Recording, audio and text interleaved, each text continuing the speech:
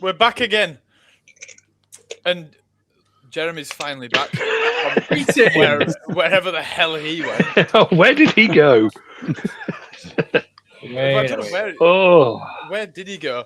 Well, we're back again for another episode, aren't we? Jeremy can't untangle his headphones because he's simple. Good evening. Good evening. Hello, everyone. Hi, and we've got a bit of a living legend with us tonight. We have. I'm here. Thank you. Like Bigfoot. It's me. No, but on a serious note, I think it's fair to say that we have got a bit of a legend of the aquatic industry, I guess. Yeah. Mm. You've actually, I didn't want to tell you this, Paul, but you're one of the few people who's actually probably got the respect of all three of us, which is good Lord, which is rare. I reckon the next 2 hours will dispel all of that. There's probably only 5 other people that qualify for that. Who would that's a good show, actually. I think Pete Liptrot has to squeeze in. Yeah, or Ethelwyn Trevas, but she's dead. But doesn't normally stop you. True, absolutely true. Yeah, I'm going to get spayed, actually. Prince Andrew. Not Prince Andrew. That's a no-brainer. Just don't. Good evening, gentlemen. It's lovely to be here. Thank you for having me. So it's Mr. Paul Tapley, and any younger viewers we might have. If we've got a younger, have we got a viewer? If we've got a younger viewer, they might recognise him as the face of Fishkeeper Fry, the mighty Fishkeeper Fry. Pretty much taught me everything I know about the industry. I was flying blind until then. That explains a lot. I learned so much. Where do we start with you, Paul? Just give us a brief overview of what it is that you do, would you, for the people that are watching? Where's your and name listening? and where do you come from? Go. Well, no company plugs. Yeah, no worries. I kind of fell into a job in aquatics at a very tender age. I think I was about 17. Needless to say, I'm not 17 anymore. Bless your heart, you can come again. So I did a little stint in public aquaria. Then went into retail. Sorry.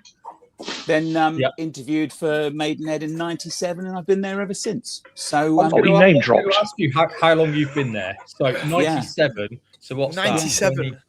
That's 28 years. 28 years, and I know that because I was born in '98. Oh, there you go. That was a year before me. Yeah. Crikey, I joined up in '98. I thought you were there for slightly longer than that, but okay. Wow. No, and I'd been kind of 10-year tour of retail duty before I started for Maidenhead. So, yeah, and I'm basically which branch were you at, Paul? What was your first? What was your inaugural branch? First store was Bourne End. And I was travelling from the other side of Farnham to get to Bourne End. Oh, gee. Yes, Bourne End. That's where I went for my interview with Mr. Paul Butler and his amazing, massive moustache at the time.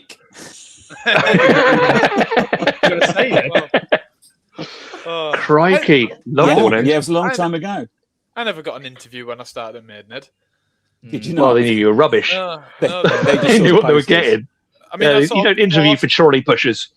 I kind of just turned up and started naming fish in taxonomic names, and they just said, incorrectly. Were you actually paid, or was it like care in the community for you? Was it box sticking exercise? Maidenhead didn't know I was there. I used to hide around the back. So hold on, all 4 of us have been at Maidenhead and Independence as well. Yeah, right. We've all worked in independent. Yeah, okay, that's quite an interesting position to be in.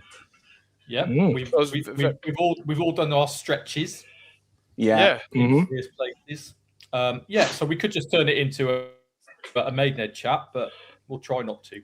No. I don't think we're going to do that because, that's not to put Maidenhead down, is it? But let's get into the juicy stuff. Let's talk about fish. That's probably much to talk about. Let's say this on the record first of all, right? Because we do talk about Maidenhead, me, Max, and Nate, and we all kind of did our kind of apprenticeships there, so to speak. And it did a lot for all of us, didn't it, lads? Oh, like it was the best. Learned so much, met so many people. The fish that we got. I learned so much about facing up shelves. It was untrue. Oh dear. I can go into a supermarket now and be like, right, they 8-4, they need to be brought forward. That's out of stock. Rotate. Yeah, We're all about it. As someone that works in retail, do you find that you automatically go for the product at the back of the shelf because you know it's freshest? Oh, hell yeah. Yeah. No. Definitely. And I want to face up products as well. So like if they like push back, I want to like bring them to the front. I want to go like small, medium, large. I want to go like left to right and all that. And eye level is bi level, and love it. Yeah. Oh, there you go. That's the programming coming out. I think I probably owe a lot to Maidenhead in terms of what I learned there. It was my first proper aquatic job, and just like the people you meet as well. You meet some ace people at Maidenhead. I mean, yeah. No, you come off it, Nathan. I met you met me. Exactly, and I met Paul and Jeremy. Do you know what? I think our first communication was when I was at Maidenhead. I was complaining about a dodgy EA tank, and you replied to my email. What did I say? Did I deny it? Get lost.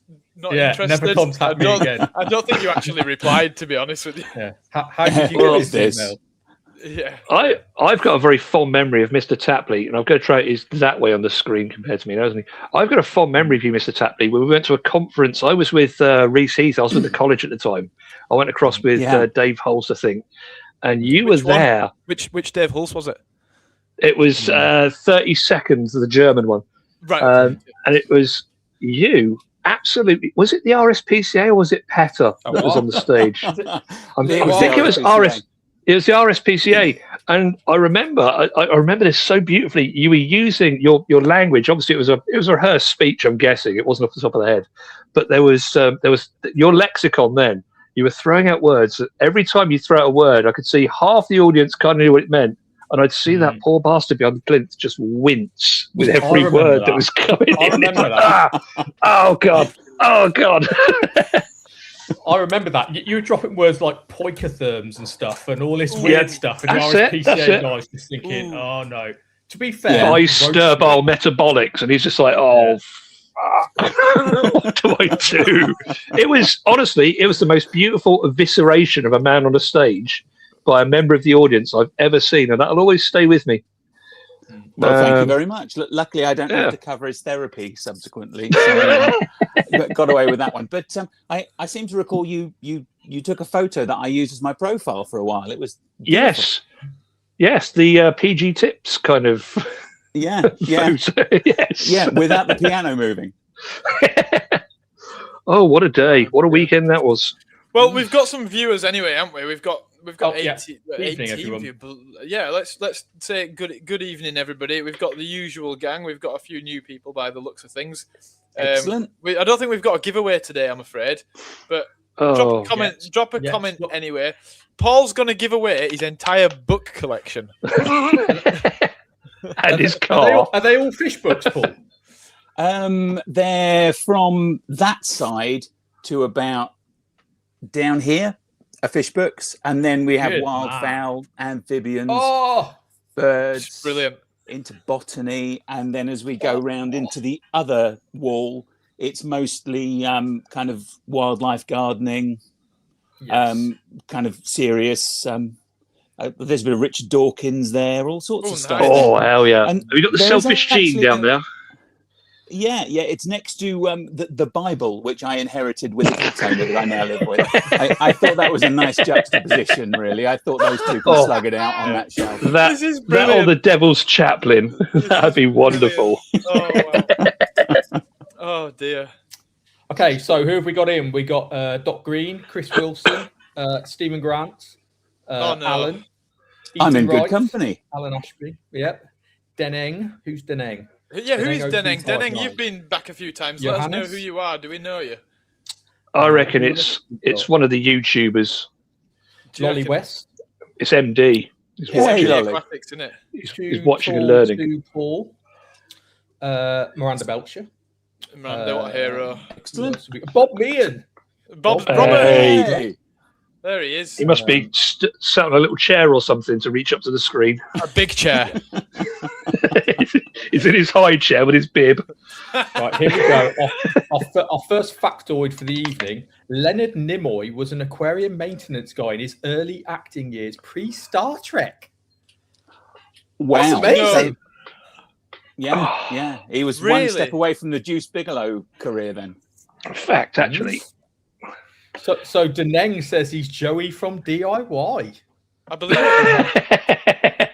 it. Good timing. Good to have you, Let's Joe. go full Nimoy. Welcome. Hello, Welcome. kid. Oh, It's welcome, a dog. everyone. We love to see that, don't we? Hello, Woofer. So, Paul, I was going to ask you, when did you actually start in fish keeping as a wee lad? Yeah. How good old question. were you? Oh, I think let's have a think. I was probably kind of single digit, and it was probably sticklebacks really that did it for me. To be honest, they're an excellent gateway drug for a life in aquatics. Did you catch them yourself? Oh, of course. Well, you still can't buy them now, can you? Really, 50 odd years later. So. Did you catch them in a jar? When I was a kid, my dad taught me to catch minnows in jars with a piece of string. And, little hole in the lid and a bit of bait in there. Yeah. Wow. We were too poor in Yorkshire. We used sandwich bags. You had sandwich bags, and then we left the plastic in the river. Yeah, I bet you. So did. there's a question actually. Fish keeping until 2015. Max is a 2025. I got my first tank last week, actually. What was while we're here? What was everyone's first tropical fish? What was your first trop fish, Jez? I remember mine specifically. Mine was a piranha.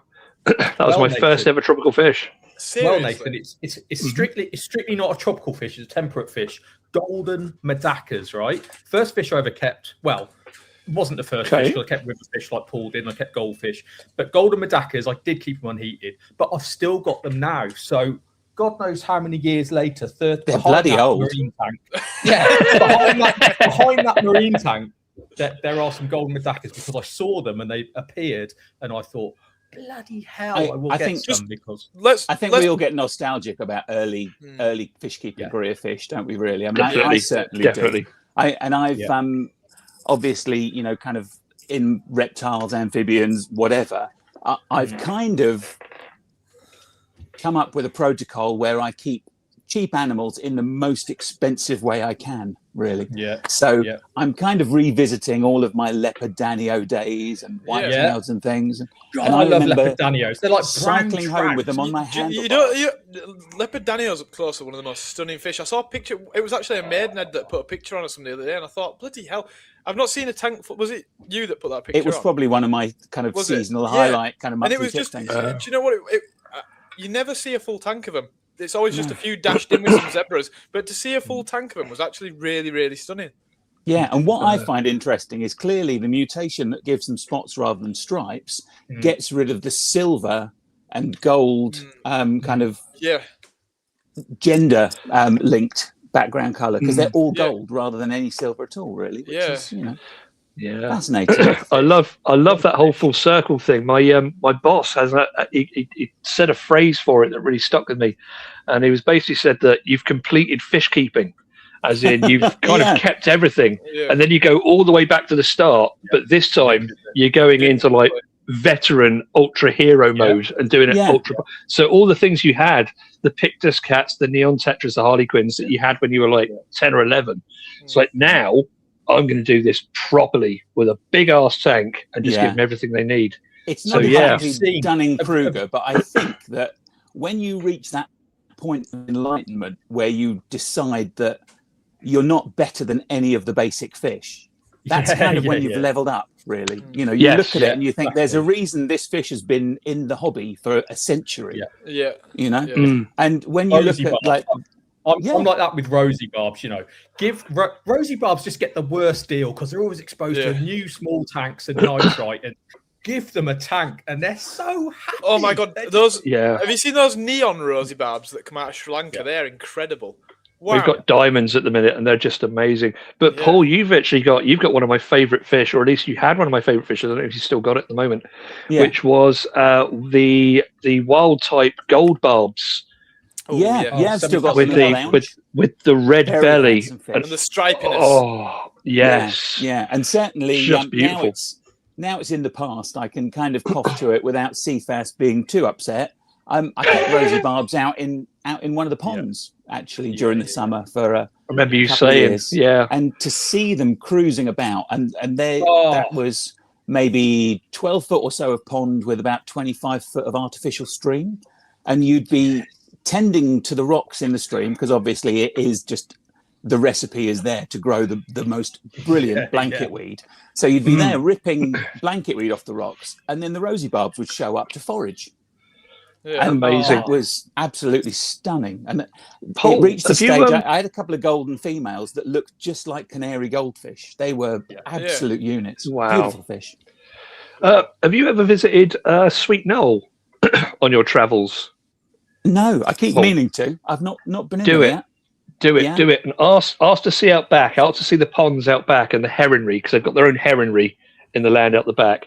It's an amazing sight. You'll see straight away. It's actually the ground sort of adjacent to it that they own is where they film Teletubbies. So you already know what it looks like. It's just those rolling hills. But if you go to the back where the heronry is, there's an absolute ton of ponds, just literally filled ditches. And there's a load of pre-embargo fish that went out there like decades ago. There's like pumpkin seeds and sunfish, all just roaming feral in these. Yeah. Just have a look out in the ponds. There's so much cool stuff just hidden in these.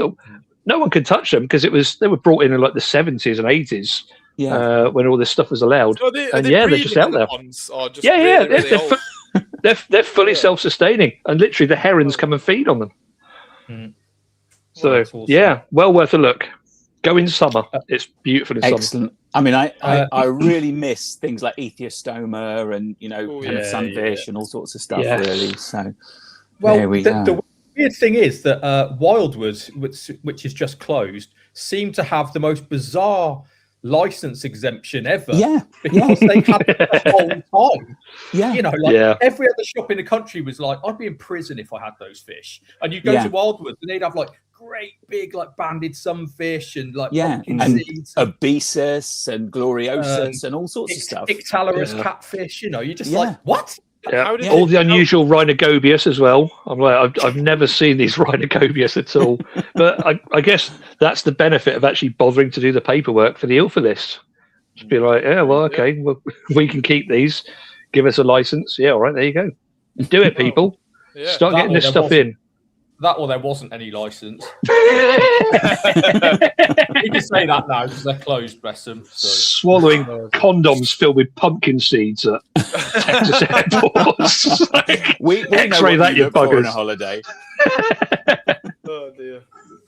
What's that? It's lunch. Don't worry about it. It's just lunch. Semifasciolatus. They are biotope correct with paradise fish, I believe, as well. Are they really? The classic paradise fish, Macropodus ocellar. Opercularis. Opercularis is the normal Samuel Pepys one. Yeah. If you're not, if you're not team goldfish, then that's the oldest import. That's talking of old imports. That's quite good 20 years for a semifasciolatus. That's crazy. Colder water, though, I suppose. Wow. So. Yeah. Well, it's that metabolic burnout, isn't it? If you keep temperate fish like you should do. I mean, I've got 8-year-old rainbow shiners, and occasionally you see people go, "Oh, they only live 2 years," and it's like, well, maybe the way you keep them do. They're not discus. Yeah. Or maybe they're just encased in ice. So keeps them fresh. Literally frozen. Before we get onto the news, I saw this week. Wrong one. No. Oh, he's shot his loader. Oh. So it's a plushie. It's a plushie of a red-tailed cat. However, it's only 2 feet long. If they made a 3 to 4 foot one, I think every shop in the country should have one, because then you can literally bash people over the head with it, like Timmy Mallet. Yeah. Do you know what I mean? No catfish, no catfish for you. Donk, donk, donk. That's how big they get. So was there not a famous stuffed toy one that was doing the rounds? Was it Buster? Yeah. I think people like Chris Buster and Daff and people like that were taking it around and saying, look, I mean, in my book, if it's been cuddled by Jeremy Wade on TV, it's not really an aquarium fish. Good point. That's good point. Very, very, very good point. Yeah. Wow. So I thought that was quite cool. And there's loads of these plushies now. I went on their website to try and track this one down, and God, you can get anything. You can get like isopods and stuff. It's just weird. Oh yeah. Did you God see bless Emu. The mandarin, which somehow is oh my God. The face ain't right. The face is not right. It's a bit like the illuminated animals that medieval monks do when someone said to them, can you draw a horse from the front? It's that kind of thing for me. Hold on, I'm just going to drop out. I need to find one of these pictures for anybody who hasn't seen these medieval animal pictures. Go for it. Oh, they're insane. Medieval horse. That's enough of that anyway. So news. Max, should we do news, or have you actually dropped out? No, I'm just finding some medieval pictures. Don't worry about me. Go on. Drop the news then. Drop the where's the jingle? Do you not know where it is? Do you want me to do it for you? I've forgotten. I'm old. God, honestly, Jeremy, Jesus Christ, you amateurs. Right. Shush, listen. It's time for the news. The newly discovered 12mm long fish makes a noise as loud as a pneumatic drill. Marine researchers were out looking for sharks the other day off the Canary Islands. A massive halibut fish weighing over 200 kilograms. Why are you called fish? You teach him to fish. You give him no. Fish news.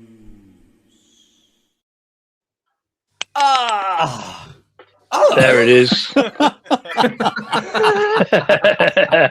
The absolute plight of it. Wow. I like that. Wow. If cats look like that, would they be more or less popular than they are now? I really like that. It is so of the day. It's got that human face of the time. God. It's brilliant. Yeah. Oh, it's brilliant. It's a thing of beauty. Wow. Well, Looks like a turkey. Look at the limbs on it. It's literally like a stuffed turkey. It looks like a Turkish. Looks like a Turkish man. That sounds a bit hate crimey to me. I'm not going to lie. Yeah, let's get rid of Max. Right. Right. Here we go. News.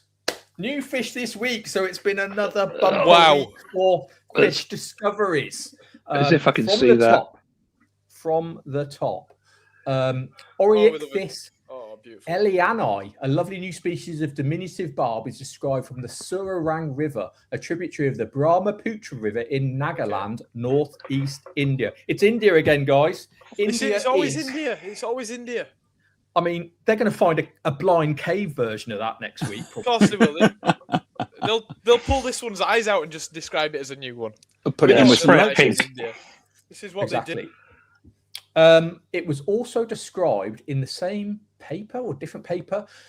2 new species of fish described from the tributaries of the Brahmaputra River in Nagaland, northeast India. Also, Glyptothorax centimerini, which I don't have a photo of, described from the Diku River. So Nagaland, someone was talking about this today, or Nagaland, call it what you will, I don't know. It's opened up for ichthyological discovery, and they're just finding stuff literally by the week. I wouldn't be surprised if that Bootis is from there as well, but we'll cross that bridge in a minute. So, what do we think of this? Apparently, Oryctis eliani only gets to 25 millimeters. That's 1 inch. I believe that. Okay. Fish. It looks stunning. I love Oryctes. I think Oryctes are brilliant. I think every shop should have some Oryctes in. I think every single species is stunning. I mean, to be fair, every shop's display tank should have Oryctes in, because they're totally different animals when you put them in a furnished tank. Yeah. I mean, great nanofish, great planty tank fish. I mean, that's actually got commercial potential, that fish, hasn't it? 100%. Oh, yeah. It for sure. looks like it's a bit more similar to Cosuartis than Crenocoides, but that's not to say it's not a nice fish because It's pretty deep bodied, isn't it? yeah, I like the red fin as well. What's the species from Myanmar? Is it Parva? But you never see that coming in. It goes a beautiful red color. It looks like Cosuartis, but it's red, like an gosh, it's beautiful, and you just don't see it. Myanmar. I imagine that's because it's from Myanmar. Yeah, exactly. Yeah. And if you try and collect it, you'll either end up beheaded or shot. So there's probably good reason. It's not. I mean, if you want to go and collect some, we'll start a GoFundMe, Max. I will happily send you to Myanmar to go and find that fish. I will go to Myanmar. I'm just going to try and find a picture now because those things were absolutely stunning. But Orycthes parvus. But Parvus, yeah. There we go. That's I don't know how well you're going to be able to see this. Oh, Christ almighty, it's a thumb and a thumb. Okay, it's pretty. Nice. Yeah, it's lovely. Lovely little fish. They were in the trade. But anyway, this is a lovely fish. It looks beautiful. Okay, moving on. And this is in date order when they were kind of released this week, the news. Hoplysoma tenerim or tenharim or tenharim, a new species of Corridora dadine catfish, is described from its type locality, Rio Manicori, as well as two drainages of Rio Marmelos, Rio Branco and Rio Maiche, all draining into the Rio Madeira, Amazonas state, Brazil. It's a new corrie, Hoplysoma tenerim. Where is Mr. Grant? Has he got anything to say on this? Yeah, I was just thinking. I was just looking through the comments. This is what he said. There you go. Whatever use that is to us. You can't help but feel it's maybe jumped the queue a bit when you think of so many undescribed corries. Yeah. And then suddenly this guy comes out of nowhere and it's already got a binomial. Yeah, I'm with you on that. CW77 it was, to be fair. So it's probably not come out of nowhere. But again, there's probably a load of CWs before 77 that haven't been described yet. But that's 76. Maybe 77 of them, I'm guessing not that many, but still quite a few.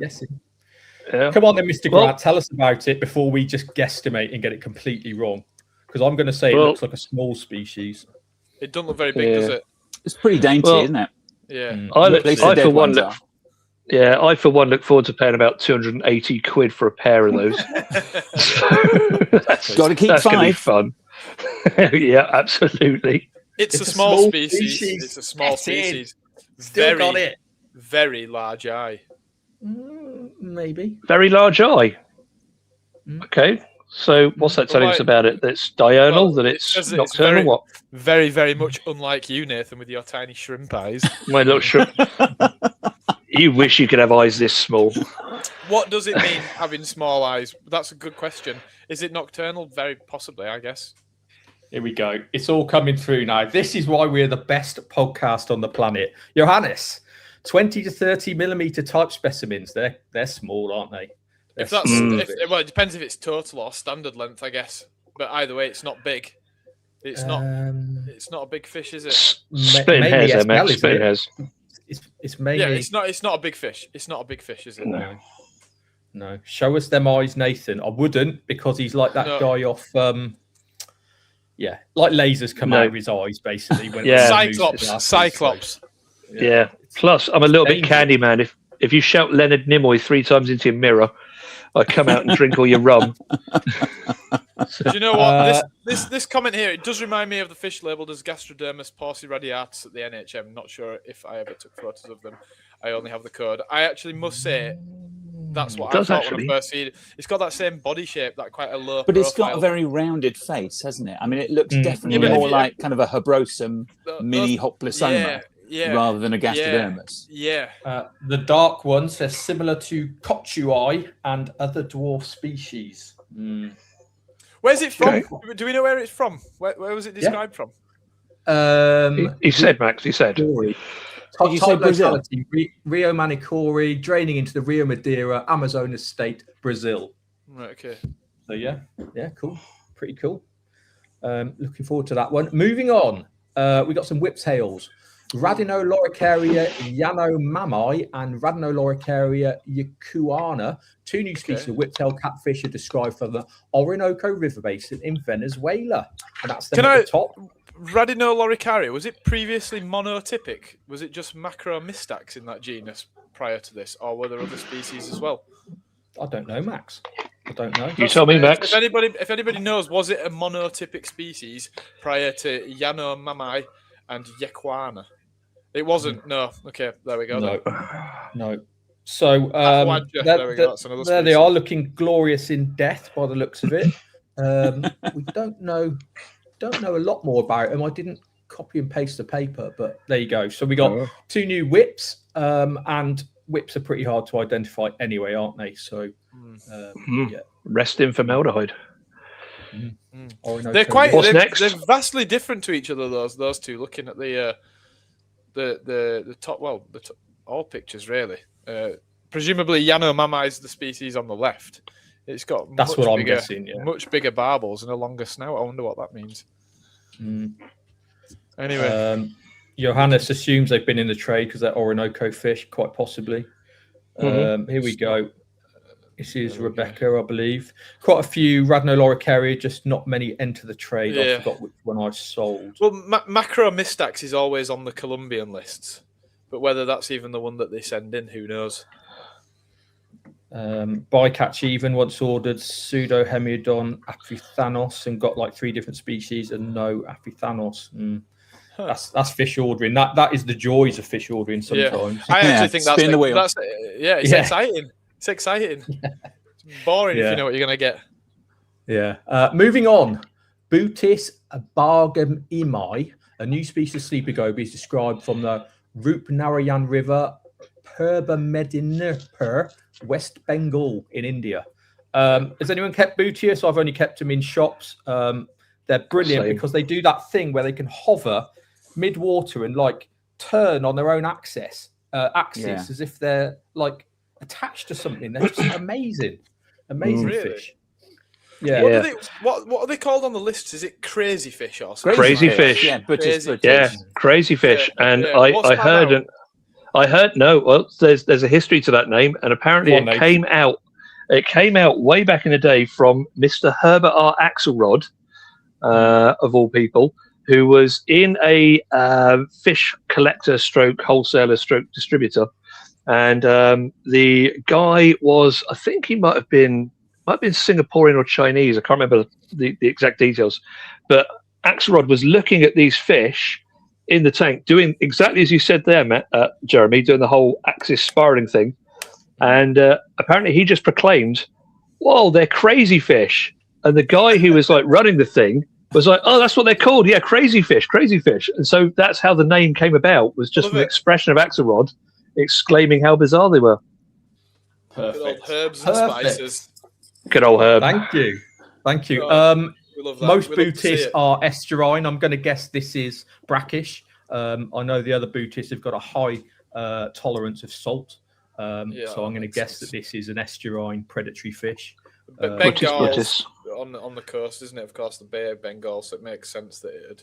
There you go. It all makes sense. It all makes sense. What have we got next? Moving on, we've got another. We've got another goby. Oweus maculatus, a new species of gobioid. It's described from Indonesia and the Melanesian archipelago. Presumably another brackish species, or is it anadromous? I'm not sure. It might be. Or Ptamidrus. Yeah. Or diadromous. I don't know the difference. I just name one and hope it's the right one. Quasi-adromous. Likes a bit of salt.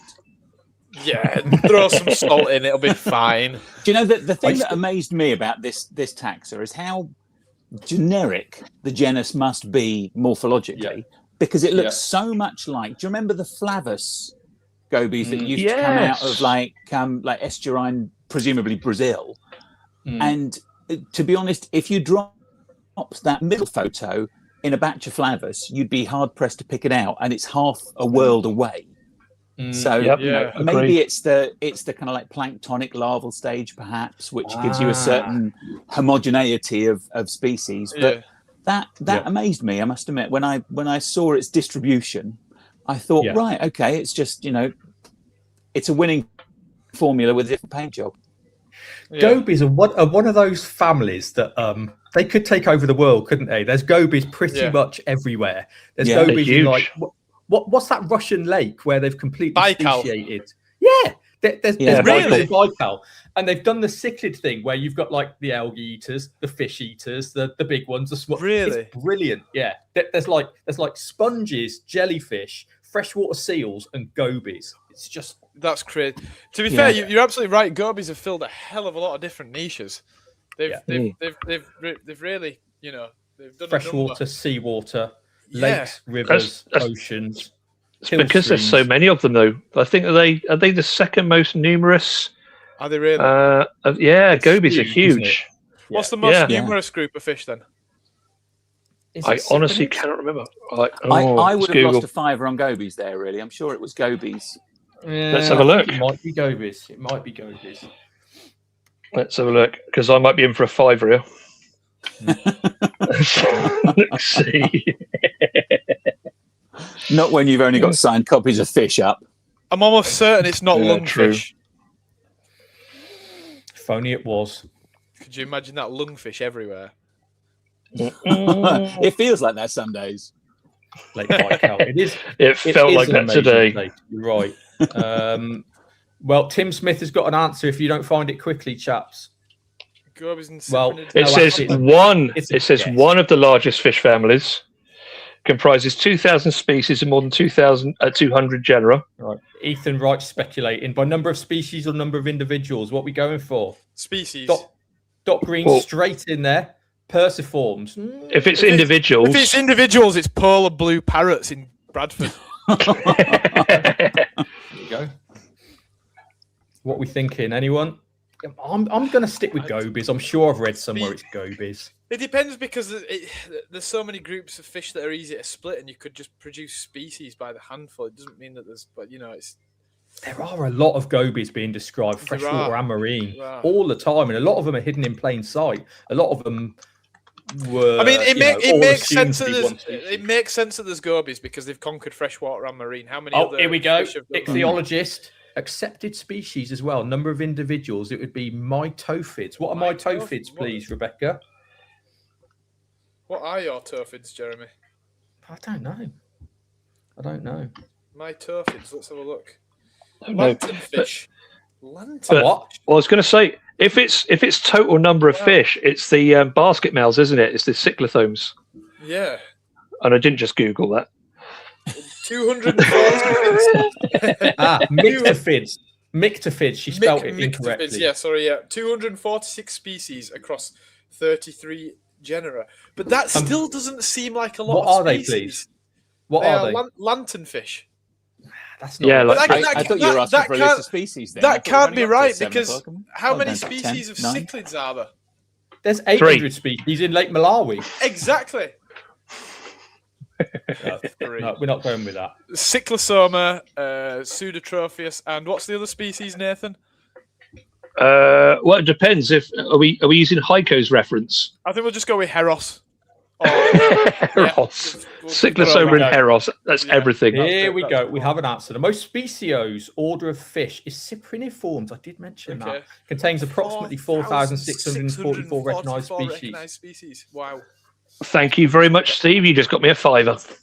And the last question. Are there any marine or brackish cypriniforms? That has to be right. Well, kind of, because I think it's the Caspian Sea or the Black Sea is actually brackish, and there's definitely like roach and stuff in there. So yeah. I mean, even goldfish can tolerate fairly high levels of salt, right? But they're certainly not marine. They can in my tanks. Well, we've got there's a hold on, here we go. Tribolodon. There's 2 Tribolodon species which are dace and they are marine. There you go. Well, there you go. Good for them. All the bases covered. Good for them indeed. Yeah. It's life, Jim, but not as we know it. But think about that. The most speciose group of fish is basically restricted only to freshwater.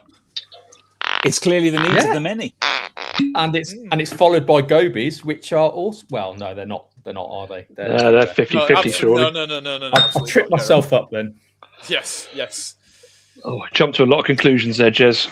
They also, Sapriniforms is a gigantic family for right. species. They also aren't in South America. Sapriniforms, well, not naturally. Right. I think that's right. Yeah. I think that's right. What takes the place of Sapriniforms? Probably just large characins, I guess. Characins, yeah. Yeah, they cover all those niches, things like that. Well, it's like we discussed the what are they called? The things with lips like kissing gouramis, the stripy ones, Insignis and Semprocolodus.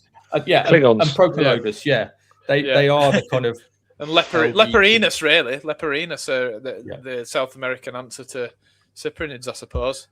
Yeah. With counting, his catalogue of fishes only counts families, so you need to add it up on an order level. Okay, so moving on. Speaking of which, this ties in so nicely. It's like we know what we're doing. New species 2025. So Shoal has this week released its thing on what it did last year, and it was over 300 species, or around 300 species, freshwater species that were described last year. 165 from Asia, 91 from South America, 30 from Africa, 20 from North America. I mean, wow. That's a lot in 2025, a developed country to quite. Find 20. Yeah, that's quite impressive. Thinking that they can't be far from towns and villages, just sat there undescribed. 20 new freshwater species in North America and only 3 in Europe. Some of the fish. It is pretty big, though. America is pretty large as a landmass goes, so I can kind of see it. It's not all populated. I've got a globe and it's only sort of like that big. Oh, it's bigly. It's a couple of very big. He's huge. Huge. Species of note last year: Impaichthys louisei. Did anyone see those? Yeah, we saw those. Okay. The new basic, it's a Kerry tetra, isn't it? Impaichthys. Baryancistrus isaaci, Hoplosoma noxium. That's the one. That's the picture, featured isn't there. it? Yeah. And this is where it gets weird again. So 17 species of Glyptothorax were described last year. Wow. 17. Wow. And right, this is the best one. 26 species of Schistura. Wow. It's a gold mine. It's a gold mine. I'm impressed. In Gobies. So there we go. Yeah. What else? Gobi mine. Come on, go through some more. Who else had loads of species described? Have you got a full list there? Is there a list of cichlids and characins? I want to know that. How many? There are. They don't list them as that. It's alphabetical, so you can click on the link. Go on Fish in the News. Click on the link, and it's a massive document. And it lists all 300 of them. Is this an Ivan Mikolji picture in the background? That's a Hans George Evers, the Corrie, and the background picture. You're never going to guess who took that background picture, Max. Was it Ivan Mikolji? Nope. Oh, let me try and get it Hold up. on, how do we get it up? Yeah, you need to add it as a media asset if you can do that. Hang on then. Was it Ivan Mikolji? Nope. Guess again. I know who. Nathan knows. Oh, I actually think was it Oliver? Hang on. It says there's an issue uploading it. I can't do it. No, it was Takashi Amano. Give up. Honestly, it was that. There you go. That was photographed by Takashi Amano. Those are Orinoco species. That must be Colombia or Venezuela, though. And the best thing is, that's when he put his head underwater and realised that none of his nature aquariums actually looked like nature. What an epiphany! Your life's work ruined just by one head dunking. Yeah, to be fair, that looks more like some of my tanks. I mean, there's no limestone rock looking like mountains. There's no mossy carpets. That, my friends, is nature. There's art in. Look, you can't take away from Amano, right? There was art in what he did. It was stunning. It was beautiful. Totally. It was incredible. But it wasn't nature. It simply wasn't nature. Well, it's nature in the same way that a bonsai tree is nature. Yeah. It's nature in the same way that a mown lawn is nature. Yeah. Well, if you want to be anal about it, it's anal. It's natural in the sense that it's not supernatural. Because technically there's Right, only okay. natural or supernatural. So it's not ghosts. It's not some sort of outside deity. It's literally, if it exists in this universe, by definition, it's natural. Yeah, true. It's the romance that gets me every time with these little. So sorry to demystify that for anyone, but yeah, you're not living in a simulation. This is real and it is crap. How do you know? How do we know we're not in a simulation? Something else that came up this week: over 300 species of non-native species in the Florida Everglades. You probably all knew that, and that's probably not counting reptiles, birds, all the rest of it. Does anyone want to hazard a guess at what they think the most invasive fish species is in the Everglades right now? It's got to be tilapia, right? Almost. No. Oreochromis mozambicus. Almost. Is it hemichromis? Go on, Paul, guess. I was going to go with the Mayan cichlid, Europhthalmus. It's hemichromis. It's hemichromis. No, it's not. It's not hemichromis. It's not hemichromis. It's not. It's rubricatachromis. Rubricatachromis. So they are just as if I got that. So successful, but really? But Paul's right. There's loads of what you call them out there. The Mayans. Because they're brackish as well, aren't they? So they can travel through these canals, these salt water and freshwater canals. Mesoheros? Is it Mayaheros? Mayaheros. Yeah. What's the other species? There's Europhthalmus and Feste, isn't there? There's Feste, the other one. Feste is Meso, isn't it? Is it? Yeah, I think it's Mesoheros. Right, that's where I'm getting confused. So there's only one Mayaheros. There's a Trochili, which I think is Mayaheros, which sometimes when you've got Europhthalmus, when you're expecting Feste, you looked at it and thought, well, maybe they're Trochili. You know, they're a little bit more exotic than just misidentified Feste. Mm. Yeah. Okay. So Terry got Plichthes as well. Terry got Plichthes. They're everywhere. Yeah. I mean, look, they're a nightmare, but I don't know why on my feed I'm getting this like animal cruelty feed thing coming up now. So like everyone's catching invasive plecos, but then like smashing them to pieces with hammers and stuff, and I'm like, I don't want to see that. I don't want to see that. It's hideous. I don't know. I'd pay for that. I'll send you the link. Mr. Ethics man over here. Give me a lump hammer in half an hour. Sounds like a good money earner. You'll sort out the Everglades in one go. I'm just feeling like a 70s TV producer right now, really, just witnessing this. I'm sure this will come up in a decade or two. I'll fix Punch the Monkey. Don't you worry about that. This is Let me see your hands. Lionfish in salt water. I've seen a lot of videos of people hunting lionfish in the States. Did you see they have competitions now, don't they? On the export lists of Caribbean catches. Really? So, So I saw. Right. I think it was Dominican Republic were offering volitans, or they might be miles. Just to talk salt water for a little bit. Why don't they ban all of them coming from Red Sea, Indonesia, and just go, look, we've got a massive problem. We've got too many of them in the Atlantic. Why doesn't the whole aquarium trade just take the Caribbean ones?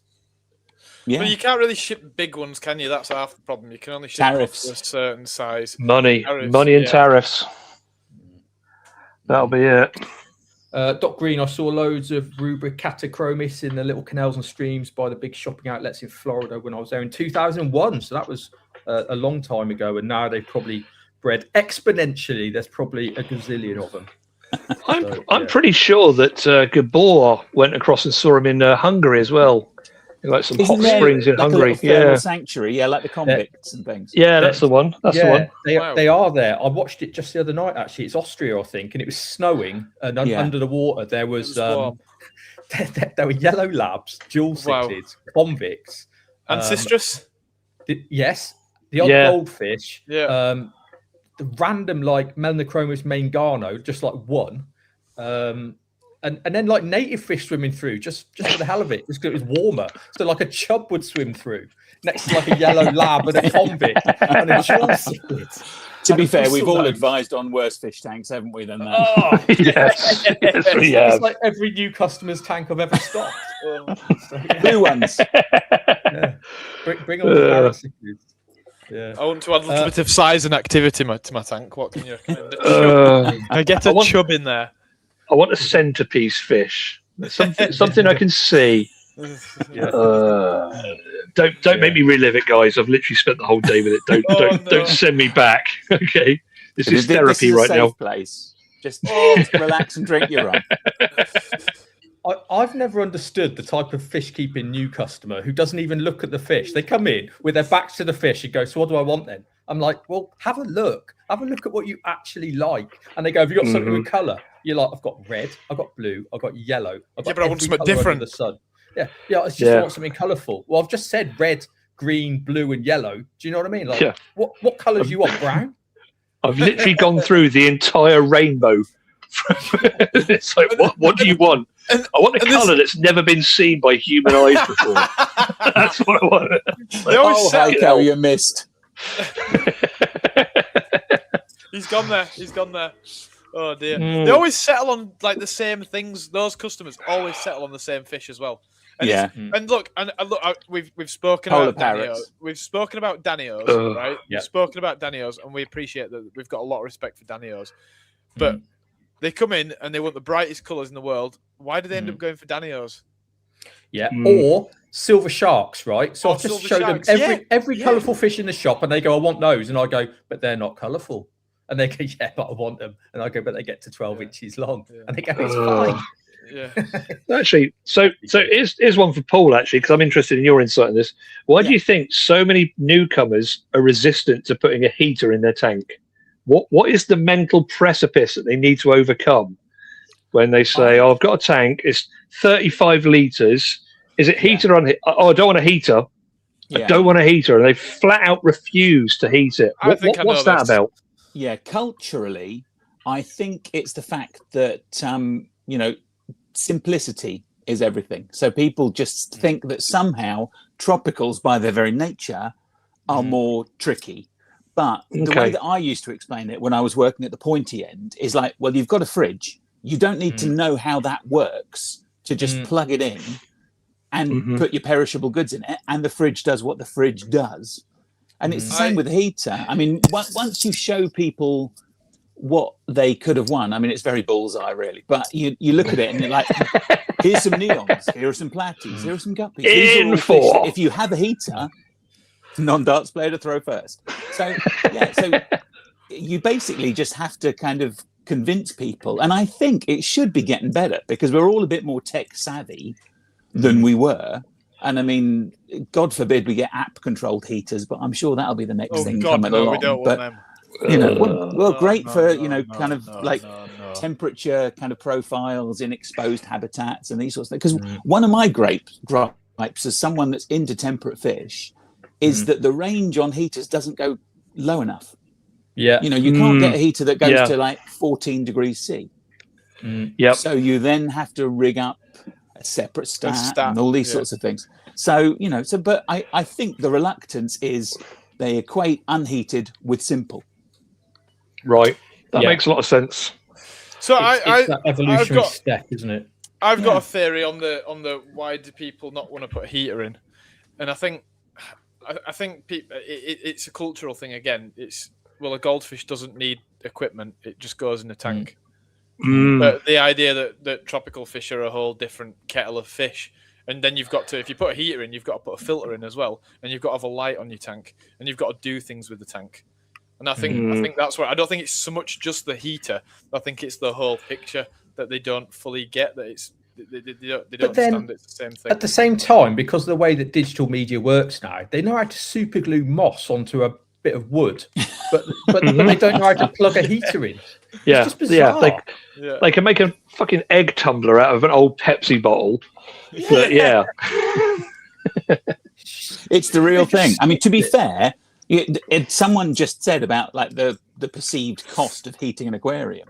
One of the things that I noticed after a 15-year gap, I decided that I would get my hands kind of salty again. So I have a 4-foot lump of Xenia in my bedroom. And it's interesting that no one makes lids anymore. We have all these open top tanks. And so potentially they're going to be more expensive to heat because you've got all of that evaporation and all the heat loss there. So that is a factor. Yeah, but what is this? What is this about? I'm sorry, I'm going to have to take shots at the marine people here. Every single brand brings out a rimless, braceless marine tank with a stupid pendulum light, and then says, "Oh, and also you can buy our anti-jump guard." Like, just stick a lid on the damn thing. Yeah. In fact, I'm gonna rebrand pond nets this spring as jump guards and just like charge way more money for them. And put a stupid little badge on the corner. Put a crappy little badge, Jez's jump guard or something like that, and then go on Instagram and talk absolute waffle about it, and you'll sell it for thousands of pounds. Oh yeah, Jeremy's heron repellent. Hold on. Make it Wi-Fi controlled as well. Yeah. Oh, what, a net? Yeah. Yes. Yeah, electrify it. Wi-Fi controlled net. Yeah. But best of all, they'll then sell you a feeding hole, and you're like, it's a net. I can drop food through the holes. Oh, you're selling me a hole. Yeah. Oh God. And then they'll sell you a net to cover the hole when you're not using the hole. Yeah. As retail veterans, have any of you guys had the mixed blessing of working in a store with a staff member called Annette? Yes. Fetch me a net. Briefly. Yeah. Get a net. When your standard kind of response to kind of serving a customer is like, "I'll just grab a net," and then you'd have this very confused teenage girl looking at you, and it'd be like, "Oh no, I'm in a fish catching net," and you know. Yeah. Oh, I've always wanted to work with a sibling so I can do the mysis joke, but it's never happened. It's never happened. We all know which one of you camera irradiated. Oh dear. Okay, so that's we've run out of stuff to talk about now. So we've peaked early. How far are we? We're an hour. Wow. Hold on. Talk about lads. We've only done news. All right. What's the main subject then, Max? I don't know. I thought you were sorting that We out. haven't got one. Right, bring get rid of the picture. Bring the screens back up because I'm working on literally like 2 millimeters of screen here. I can't see. There we go. No, I guess so. There we go. Look, we've got one of the greatest fish keeping brains on the planet here. So we genuinely do. I think we've got to put some questions out to the audience here. Let's make him crumble as well. Oh, God. Ask me things about me. So Well, while you're waiting for something to come in, I've got one for you, Mr. Tapley, because I value your opinion. Is what do you think the greatest threat to the aquarium industry and hobby is in this country, in the UK? Is it something internal? Is it external? What's the thing we need to be most cautious of that could potentially take out the hobby?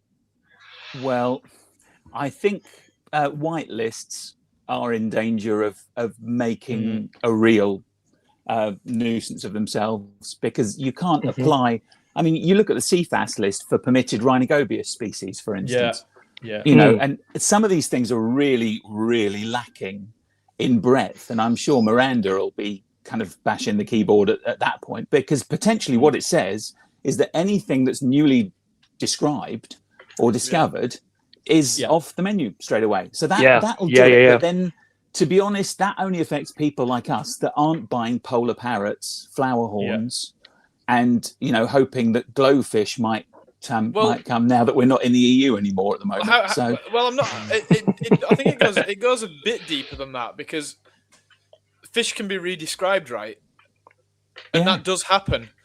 And it only takes a few little discoveries, and all of a sudden guppies are banned because they've been redescribed as something new. No, to be fair, I had this conversation with who was the guy above Nick at the CFAS. There was a guy above him. I want to Alistair or something like that. I can't remember the chap's name. Oh yeah. But when the ILFA list first came out, I actually contacted him about this, and I said, "Look, what's going to happen? Because, for instance, you've got Pontius down on here, and we've got all the listed species of Pontius. What if they change Pontius? What if they revise it and make it Glossinaceus or something like that? Because technically, but he pointed out that if it was already covered under a separate name on the list, then it's okay to come in. It's still classed as shifts. Wasn't there a scenario where they described a second species of Tuatara, which suddenly found itself out in the cold without any of the legal kind of protection? Really?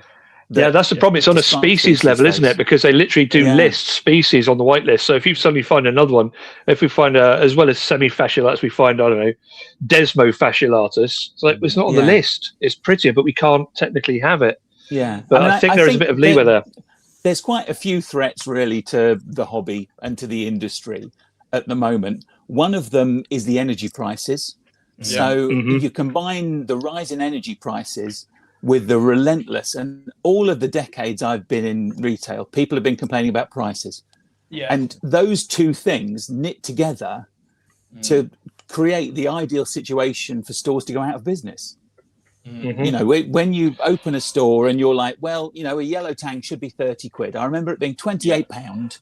Let's sell it for, you know, and then before you know it, 12 months down the line, when all the bills start coming in, it's unsustainable. So that is one of the things. And it's interesting, as someone that keeps a range of other animals, you look at it and you think, you know, when a dart frog is 50 to 100 pound, you then compare that with most tropical fish, and they're really quite cheap. I mean, we had 20-year-old semifasciolatus barbs earlier. I mean, if you were paying for those on an annual basis, you know, they're an absolute bargain. £3 over 20 years. What are you paying per year? Yeah, not much. You know, 15 pence a year. Yeah, and there's the old thing with gatekeeping as well, really. I mean, obviously, I kind of self-titled this evening, and one of the things that I've seen is the rise of kind of a certain elitism that goes hand in hand with these things. A certain acerbicness on the part of certain groups, yes. And you look at it and you think the number of things, I mean, you've got to look at, you know, any of these books behind me will give you companion species for a whole bunch of stuff. You look at Paul Loisel, and it's kind of, what do you keep with all of your mid-sized Central Americans? Rainbow fish, all these sorts of things. So you have, and I'm a very kind of biotopic, naturalistic aquarium guy anyway, but you look at it and you think a lot of the time you're dealing with fish that have very similar, I mean, look at those Oeas gobies, very similar niches, but on different continents. And now there's almost a kind of like, well, you can't mix this with that. You know? And a lot of it comes from a lot of theoretical fish keeping, when we all know that there are people that are swimming around in their lounge at the moment are fish from every continent apart from Antarctica, and only because they couldn't get a penguin online, really. So, you know, so that there is a certain amount of gatekeeping that goes on. And I find now that I'm of an age now where I take great pleasure in passing on information to people, because I think there will be a point when I'll be found like slumped dead over a fish tank, and it'll be like, oh, what a shame we never asked him about such and such. So there is a loss of community. I mean, in my latest kind of like stint in retail, my favorite answer was yes you can, as opposed to no you can't. Do you know what I mean? Because so many you know, you need to grab every single person who comes in, you know, and it's like, we have the answers, we can help them.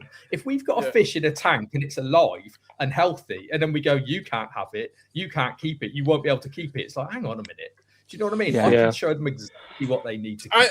All they have to do is listen.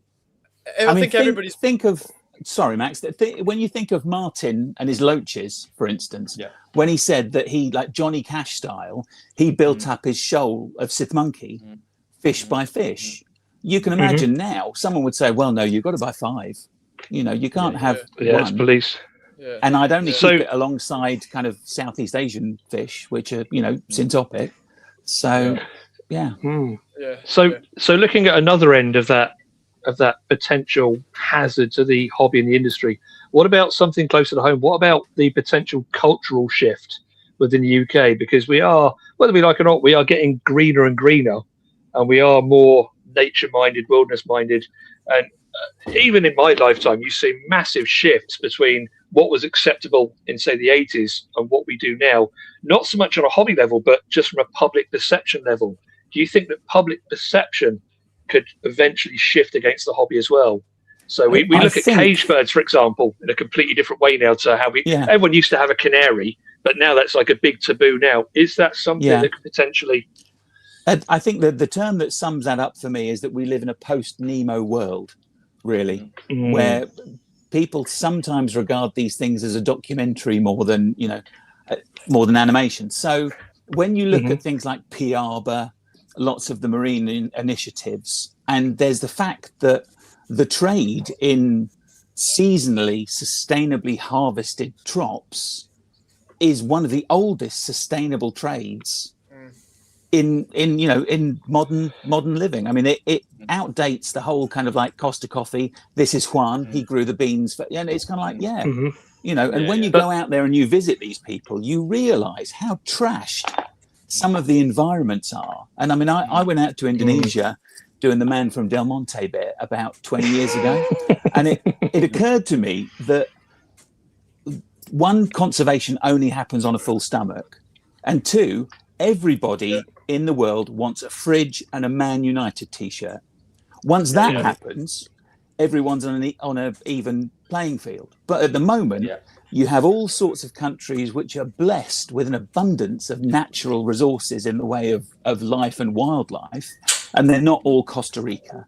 They're going through almost their own industrial revolution, if you like.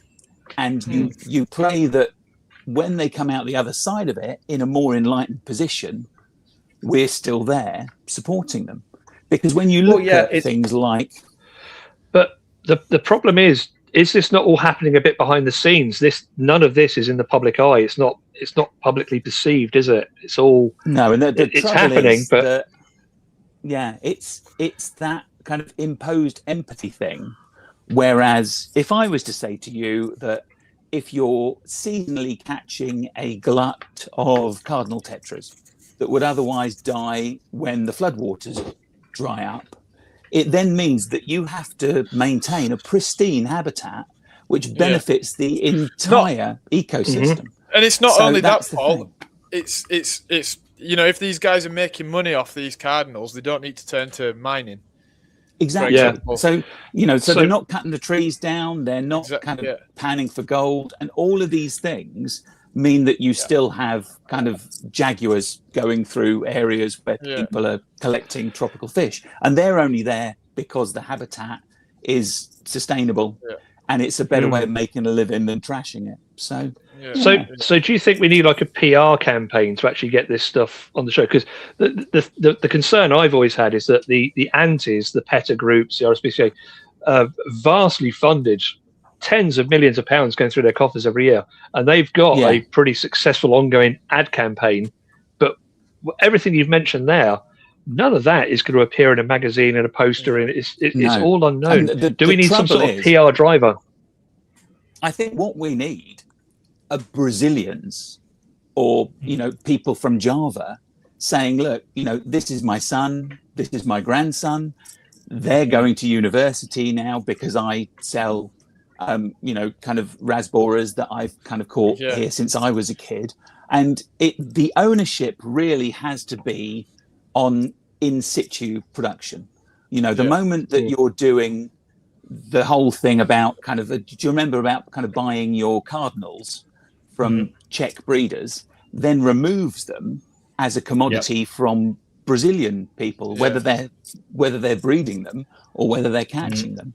So there's that whole thing really of the fact that you've got to support the people who are lucky enough to have these things on their doorstep so they can afford to keep them there, really. So that's the thing. And it's difficult because, of course, even now, if you look on any of these groups, you'll see someone say, well, I could never buy a wild caught fish. And, you look at the lives of wild caught fish, and to be fair, you can bet that semifasciolatus barb wouldn't be 20 years old if it was swimming around in a creek in Taiwan, really. What we raised last week in the ethics thing, isn't it? They're not free from disease, they're not free from predation, they're not free from being wiped out through lack of oxygen, pollution, you name it. It's incredibly rough. The key thing is that these fish then deserve an excellent quality of life, really, because they're biologically dead. To remove them from their ecosystem, they're taking one for the team.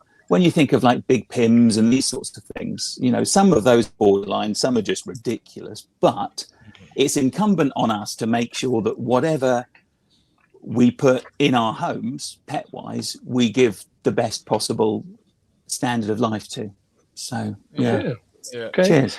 Yeah, nice. Plus, you heard it here first. Paul thinks everyone should have Brazilians. Yeah. Only during the summer and the dating We'll season. clip that as well. We'll clip it. Oh dear. Oh dear. Oh, I like that. That's good. That's what we're here for. That's why we've got this podcast. It's for stuff like that.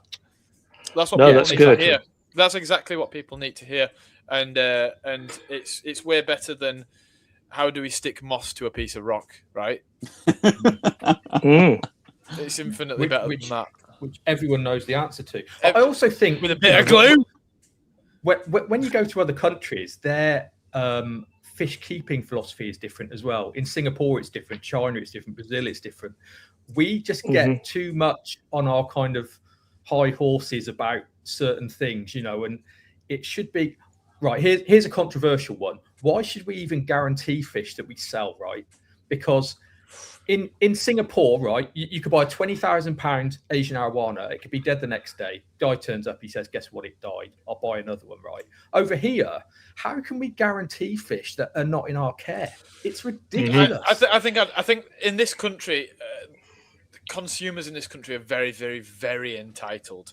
And you only have to look at things like eBay and Amazon to understand why, because returns policies are absolutely insane. So to give you an idea, this is a little bit of a tangent, but it helps you to understand why the consumers as they are in this country. My osteopath sold some stuff the other day on eBay, right? Yeah, I've got sciatica at 27. Not good, but whatever. So he sold some stuff on eBay. The guy's come and collected it. He's looked at it. Yeah, that's all good. There we go. Paid for it on eBay, taking his stuff away. Got home, a few hours away. He's messaged, I don't want it. You're going to have to pay for a courier to have it returned.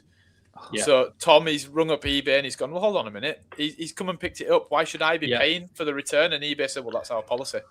And that's how, and if that's how we are with secondhand goods, what are businesses expected to do with live animals in this country? Yeah, it's a cultural thing again, isn't it? It's a culture of expectation, but that is a bit of a Western thing. Over entitlement, slightly overprivileged at the buying end. Exactly, but this ties into what we said with the ethics thing, is that people don't seem to have personal accountability and personal responsibility. They offload it to the retailer or to the seller. I mean, there is a cultural shift taking place, isn't there? Even during the span of our careers, and even in yours, Max, even though I've got socks older than you.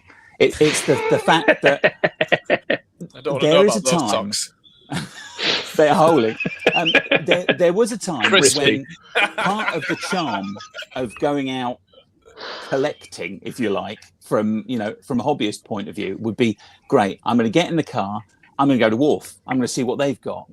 You know, I'm going to go to Wildwoods. I'm going to go to all of these places that, you know, are the kind of, they were in the magazines when I was reading them at school. Yeah. And now you can sit in front of your computer or on your phone in your pants at 10:30 and order fish. And for me, it takes away one link in that chain. I mean, don't get me wrong. If someone offered me Rio Heros Carulius and could courier them to my house next week, I'd probably be like, happy days, crack on. But that's different. That's different to how most people are treating it. I think that's fish that you want and you need. Yeah, but you know, other people, you're absolutely right, Paul. The magic when I got into it was visiting shops and what will they have? What can I learn about? What's going to be new? And you'd get there and you wouldn't just see a picture. You'd see the fish in the flesh and you go, well, that's what it moves like. That's how it behaves. It's not just a picture. It's moving. It's doing things. And that was absolutely fascinating to me. And online, it's rubbish. And it must be a massive disappointment as well when you order the picture, the fish based on one picture, and it comes looking like something completely different. Yeah. Well, that happens a lot because then you've got the WYSIWYG versus the actual. So a lot of them, you know, a shot of, say, a fish that matures nicely, I don't know, Bismarni rainbow fish. You are not going to get a bright yellow and bright blue Bismarni rainbow fish when you receive it. Not a chance. You know, Pseudomugil for Carter. Yeah, you know, there's another one. They've ripped the image off the internet of like the best example of that species, whatever it will be. You know, even you know. better spend anything. It's going to be a show winner versus an absolute catty thing that you're just going to receive. So it's tricky, isn't it? It is. But that magic was, and for me, just to go back to what you were mentioning earlier about gatekeeping, Paul, and this is a little bit of a tangent again, like I do.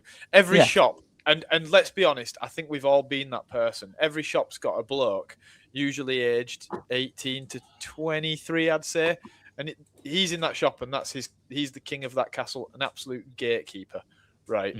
I think, and I think we've probably all been that person at some point, giving out really questionable advice. You know, it's when you're at when you're at the peak of the Dunning-Kruger, right? Yeah. When you're at the very peak, you're a horrible person. You're a gatekeeper. But aside from that guy that every single shop has, there's always a brilliant person at every shop that you want to get out to and talk to, and they might not even be the most knowledgeable, a la Nathan Hill. But they're a good person to talk to, and they're enthusiastic about the fish. And for me, that was always part of it. Every shop had somebody that I wanted to talk to. I wanted to go and talk.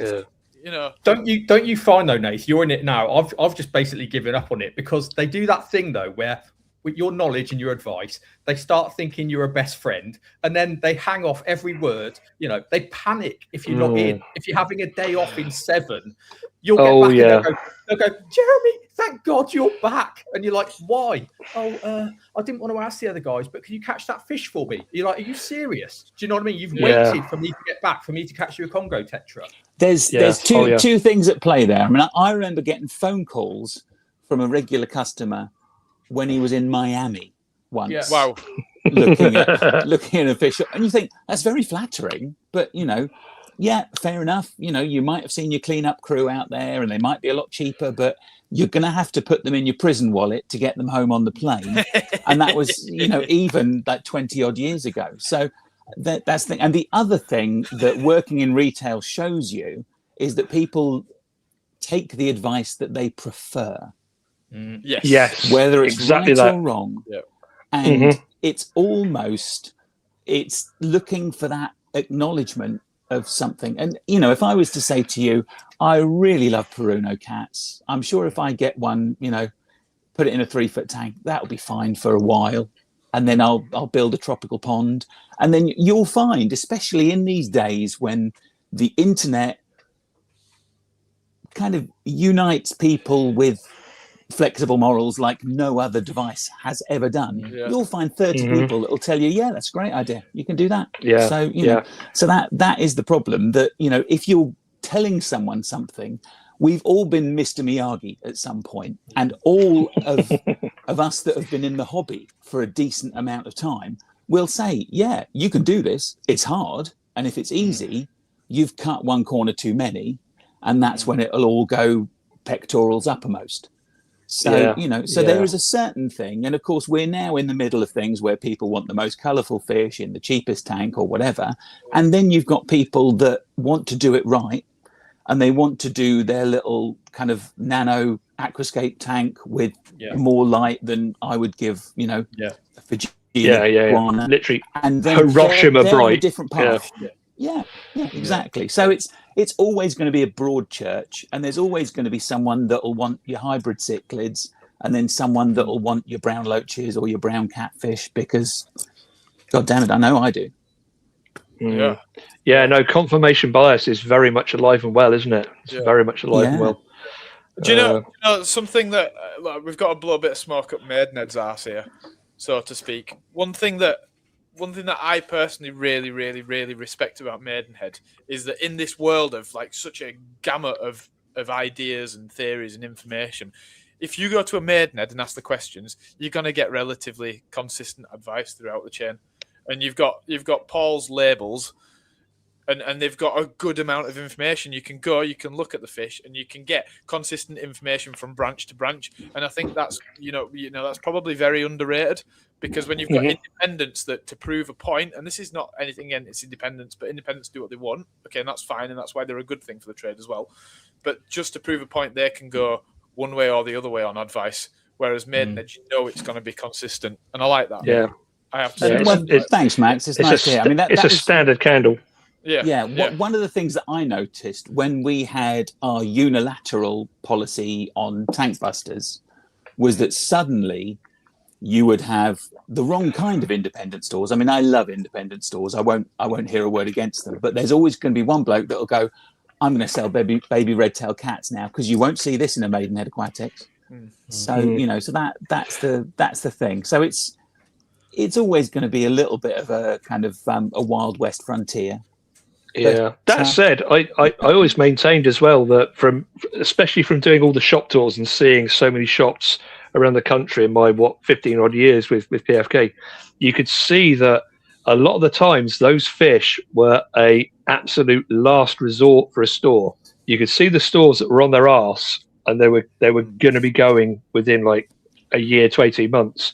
And that's when you suddenly see we're actually going to start stocking tinfoils and pangasius and silver shark and all the things that the Maidenheads generally wouldn't touch upon. And I don't think it was they were trying to take you on. It was just out of sheer desperation. Yeah. I've been to stores where they've said, yeah, I'll sell you X, Y, and Z and all these sorts of things. And you talk to the guy behind the counter who's just sold an Oscar, 6 neons, a common plec, 5 pictus, and he says, well, I won't see my customers more than once, so I have to get them the one opportunity that I've got. And you look at that, there was a lot of that. Holy crap! But 6 months from now, he's out of business, and he's paying his bills. So not great. Yeah, it was definitely out there. Have we had questions from the audience? We haven't, no, because they've been absolutely useless this week. In that case, I've got another one. Excellent. So Paul, what disease issues are most prevalent, do you think, within the industry now? What are the most common pathogens that we have floating around? And are any of them becoming more resistant? Are they getting trickier to treat? Well, there's some particularly stubborn formalin-resistant forms of Ichthyobodo, of Costia, and that's something that you see more in the pond fish than anything. And I'm now firmly of the opinion, and of course, it echoes something that you yourself have said a couple of episodes ago, that one of the biggest issues are flagellates. And there's things like tetrahymena, which seems to be able to laugh off most medications that you can use. And those cause symptoms that are very much, in that columnaris bracket. So I think that's probably the biggest issue. I also see going around, because obviously we use UVs and all sorts of things, and I see in the absence of UVs a lot of things like TB and those sorts of bits, which don't seem to be able to survive in a system that's got a decent amount of UV on it. So that's a common one. And I think wild caught fish all need worming. They need treatment for flips and worms.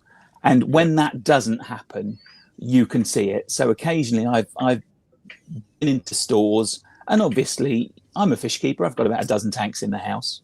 And so I have a shopping list of things that I leave the house wanting to find. Things like Apisto steindachnerai, for instance, which I know aren't a normal staple fish. So I'll pop in everywhere and have a little look around. And occasionally I'll go in and I'll see a batch of wild caught fish that are cheap and they're skinny as hell. And they've obviously had them for weeks, maybe months. And you look at it and you think, if those had been wormed prime on fish. arrival, Yeah, they've been fine. And there's a lot of species whose outcomes seem to be contingent on treating them for endoparasites on arrival. And if you think that in the wild, of course, these parasites are part of their natural gut flora and fauna. It's kind of like everything that is in there. And I often think about it as KH, really.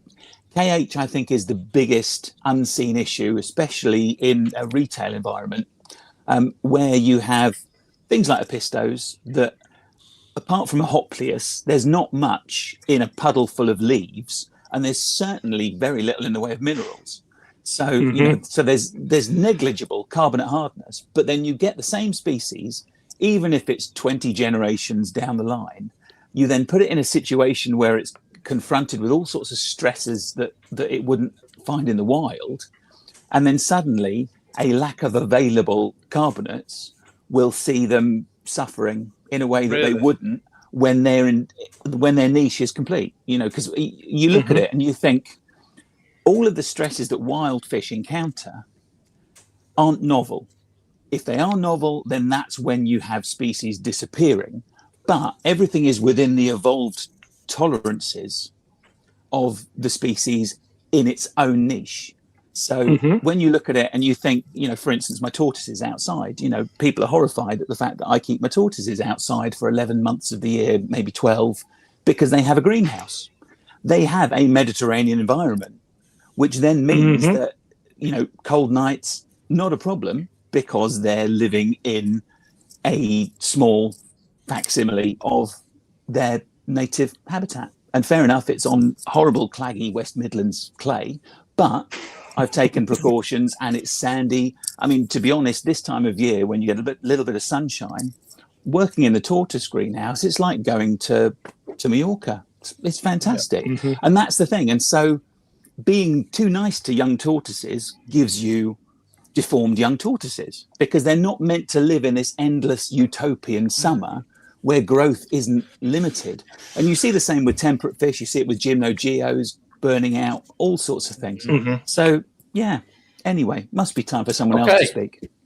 We have a question. Is the use of UVs and centralized filtration systems in shops making the immune system suppressed? And then when they go back into a home tank, they struggle with pathogens? To Any be fair, thoughts on that? I think if you've got enough pathogens there that they're a challenge for newly acquired fish, it's not because of any decline in their immune health. Certainly, you fellas all know, I mean, if you've kept anything on systems, there are immune challenges that keep these fishes fit. And it's mostly kind of protozoans and such that are controlled by UVs, really.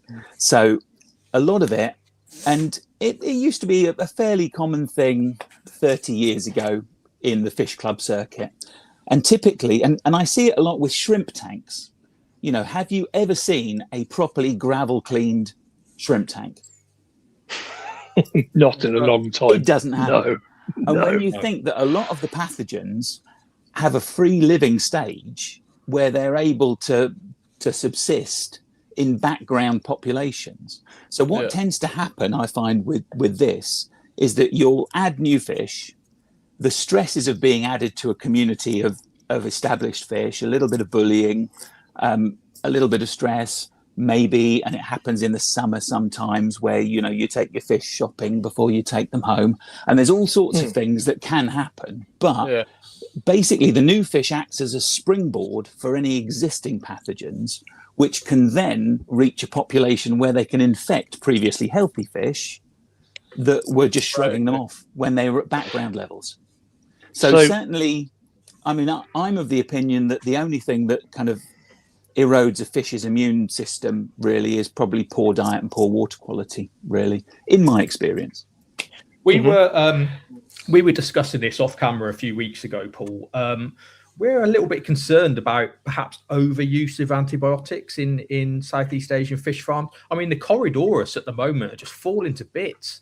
African cichlids, you know, they're just, where's it gone? You know, are these fish being over medicated with the wrong stuff before they even get to us?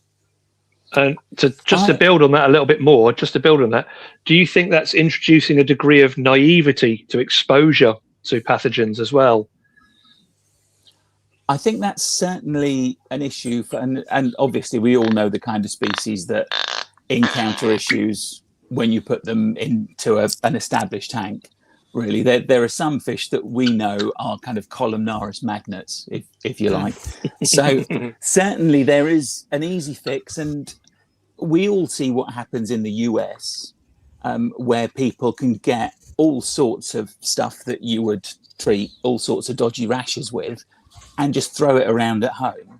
And I think that underdosing, for instance, is where a lot of the problem comes, really. And certainly when you see some of the medications, and then there's this old kind of like, oh yeah, treat with a half dose.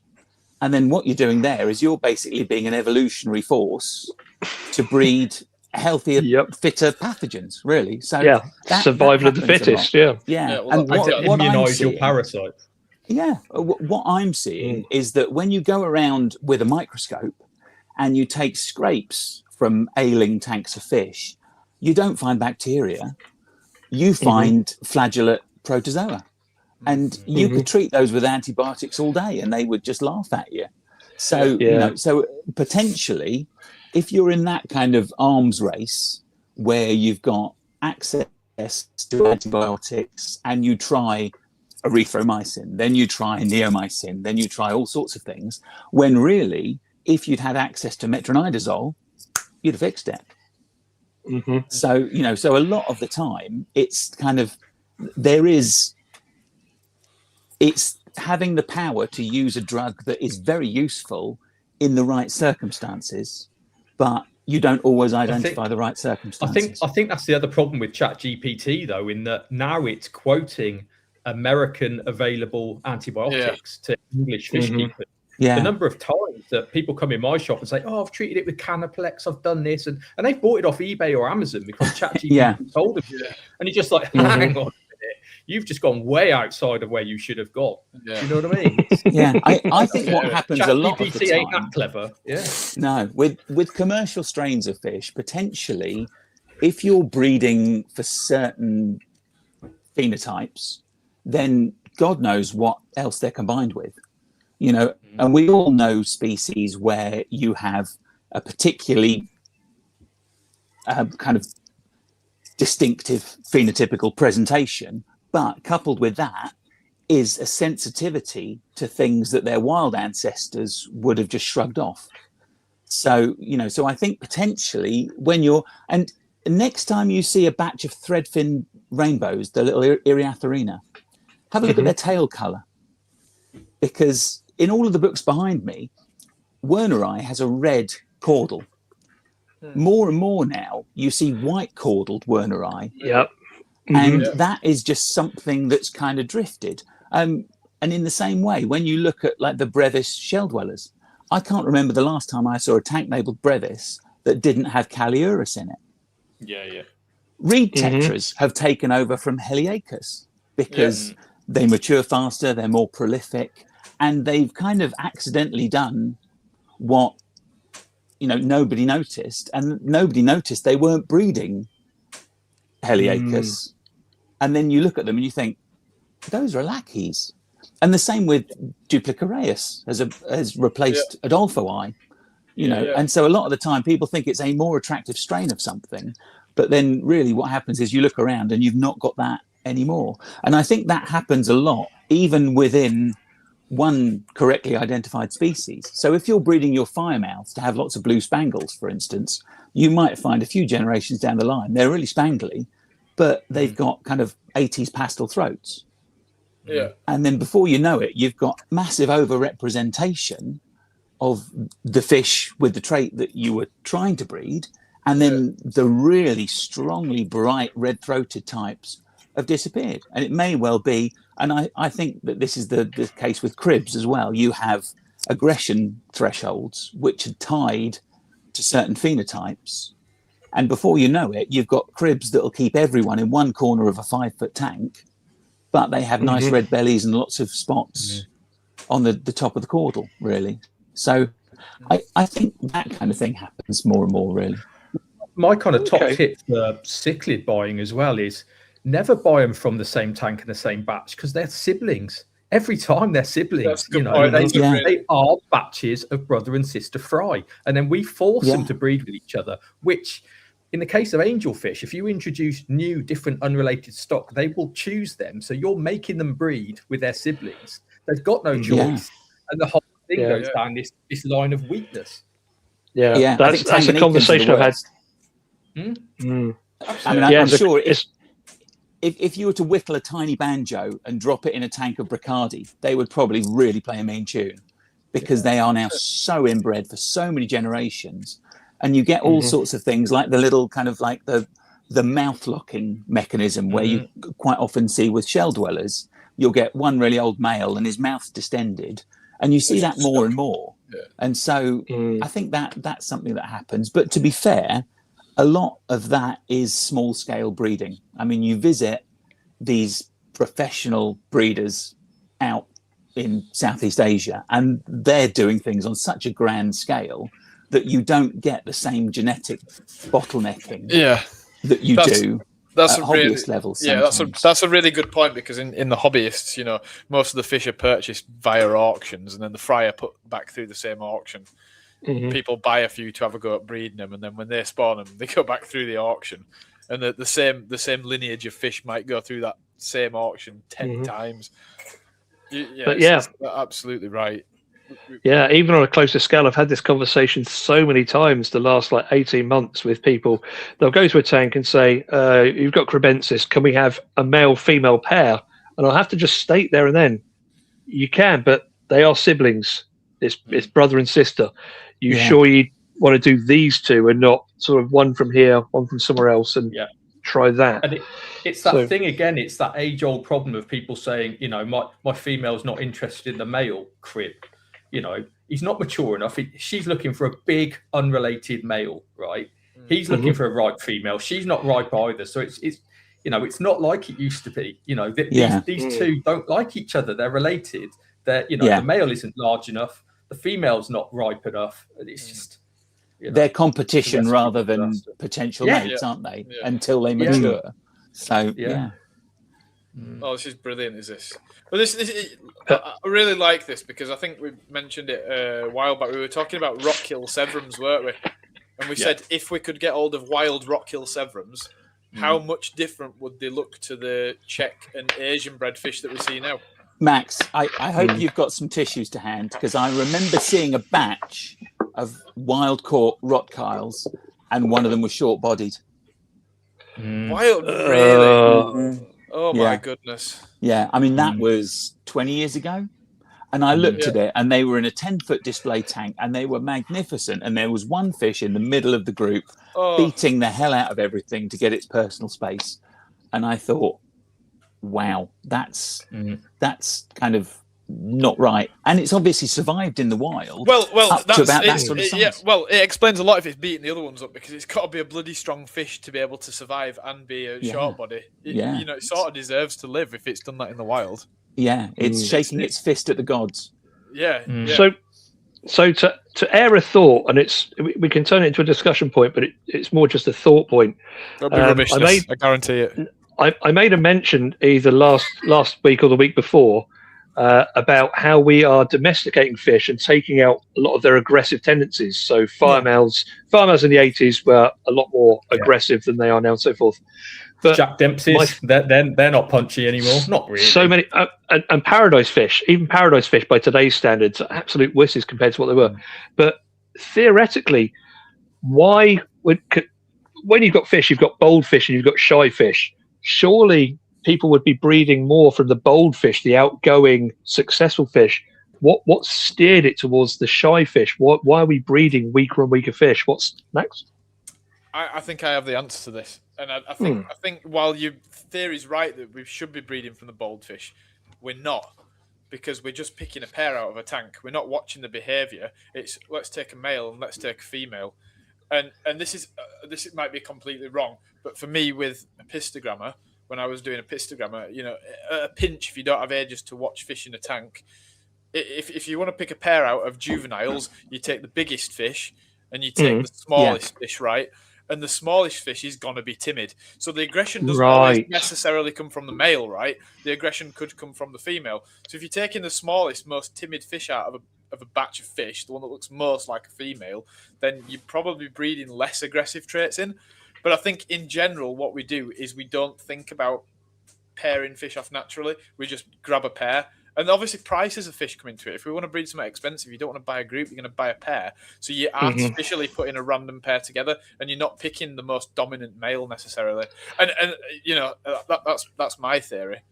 Yeah, okay, I think that makes sense. It's a bit like that that joke that I won't tell. That's about a king advising his son which queen he should pick. You know the one. So I know the joke. A lot Tell of me it. after. I want to know it. Okay. No. It's kind of, do you go for the bold one? Do you go for the nervous one? Maybe when you're picking a puppy, but what'll happen is that people will go for the better looking one. Doesn't matter Yes. Yeah. whether he's Lancelot or Sir Roderick. You know, Go for the if he's got Just going to grab a charger. the colour that you're looking for, that's the fish that gets caught, and that's the fish that gets bred, really. Yeah. So Whether it's aggressive or not, that's the one that you take. And Have you got faster it? growers as well. I mean, if I've got I 1,000 don't think 6-inch it'll work. fry that weed them out and cull them, Yeah, I'm going to keep 100%, the biggest ones. I'm going to keep the fastest growing ones. Yeah. But that necessarily wasn't the most disease hardy one. You know, you're off down that tangent straight away, aren't you? Yeah. You know, It's just I chose what the it is. biggest one, It's when all is said and done, when it comes down to it, we're listening to Nathan whisper sweet nothings to his wife. Not a clue. But a bit of ASMR what it going on in the other. What it comes down to is it's unnatural selection, right? Totally. Yeah. Totally. That's all Darwin it was is. wondering about pigeons, you know, decades ago. And it's the thing, really, where the things that fish look for in a mate are going to be different. Do you remember there was that moment of angst when I think it was a Venezuelan field trip? So basically, the guy that discovered endlers went out and sampled them from various habitats that weren't linked to one another. They were at risk of inundation by the sea, which would then knacker the habitat completely, and poof, that population would go. So he sent representatives of each population back home to Germany for conservation breeding by hobbyists.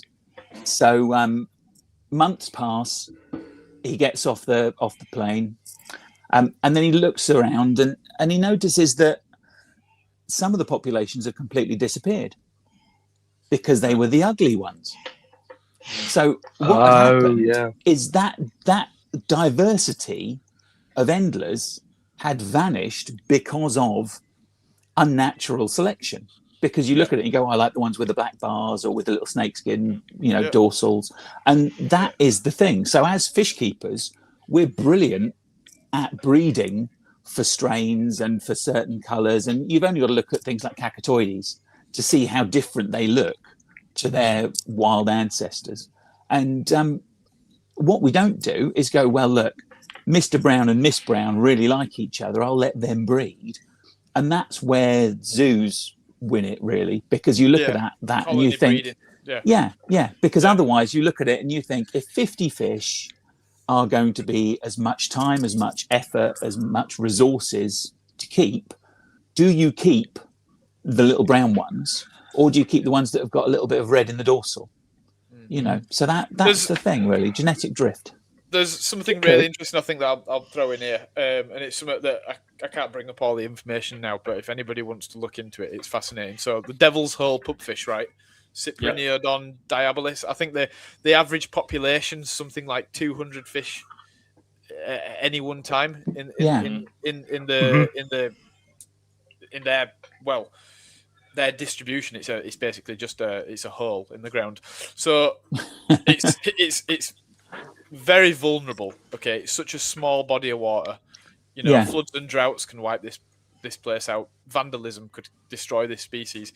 So what they've done is a couple of miles away, they've built essentially a replica of Devil's Hole, and they are keeping a reserve population in this replica. They've literally gone in, they've looked at the shelf where the fish spawn, they've looked at everything, and they've just gone, right, we're just going to build this in a massive container on this land. So they've remade the whole thing, and they're breeding the fish in colonies there. And I think, and I might be wrong here, I think what they do is every year they swap eggs from the wild and the captive population.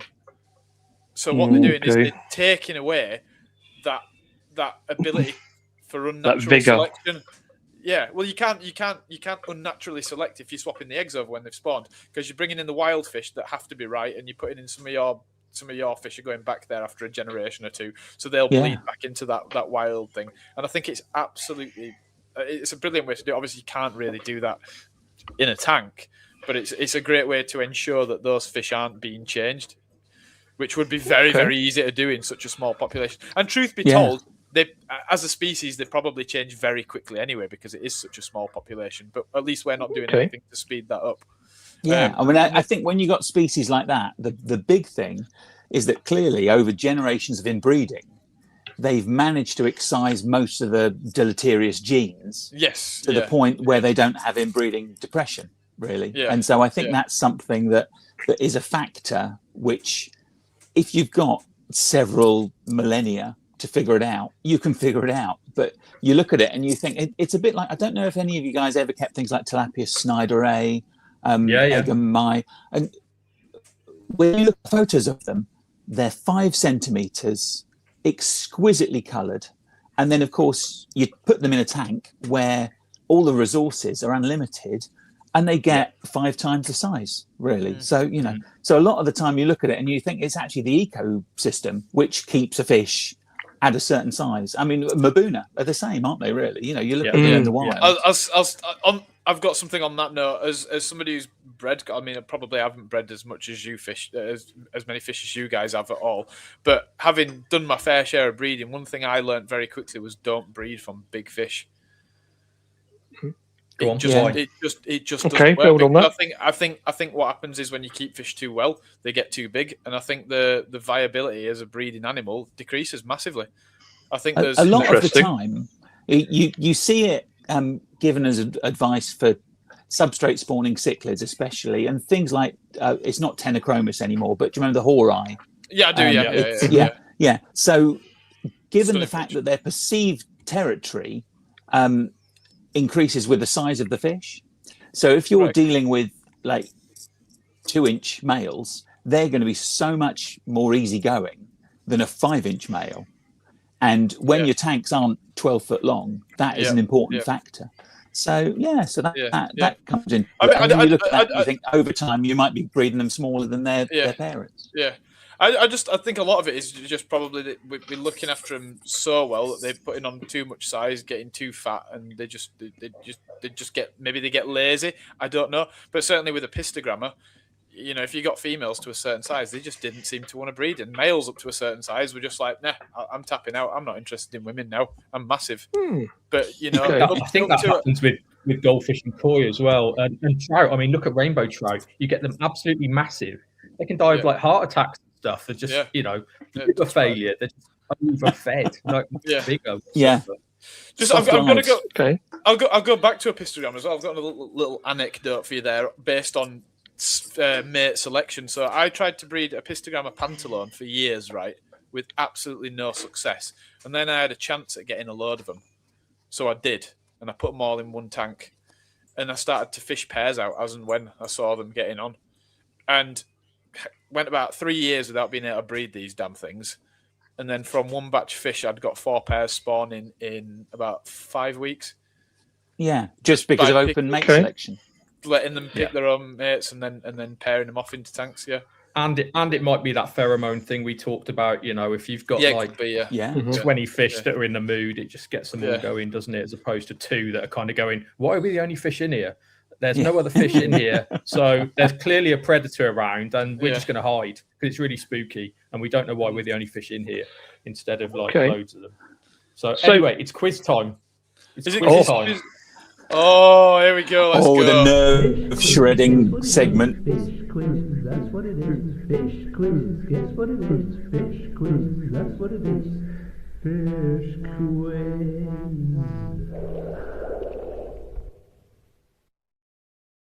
Okay. Paul, that took me about 20 seconds to make that, by the way, just so you know. That's why it's so good. It's absolutely brilliant.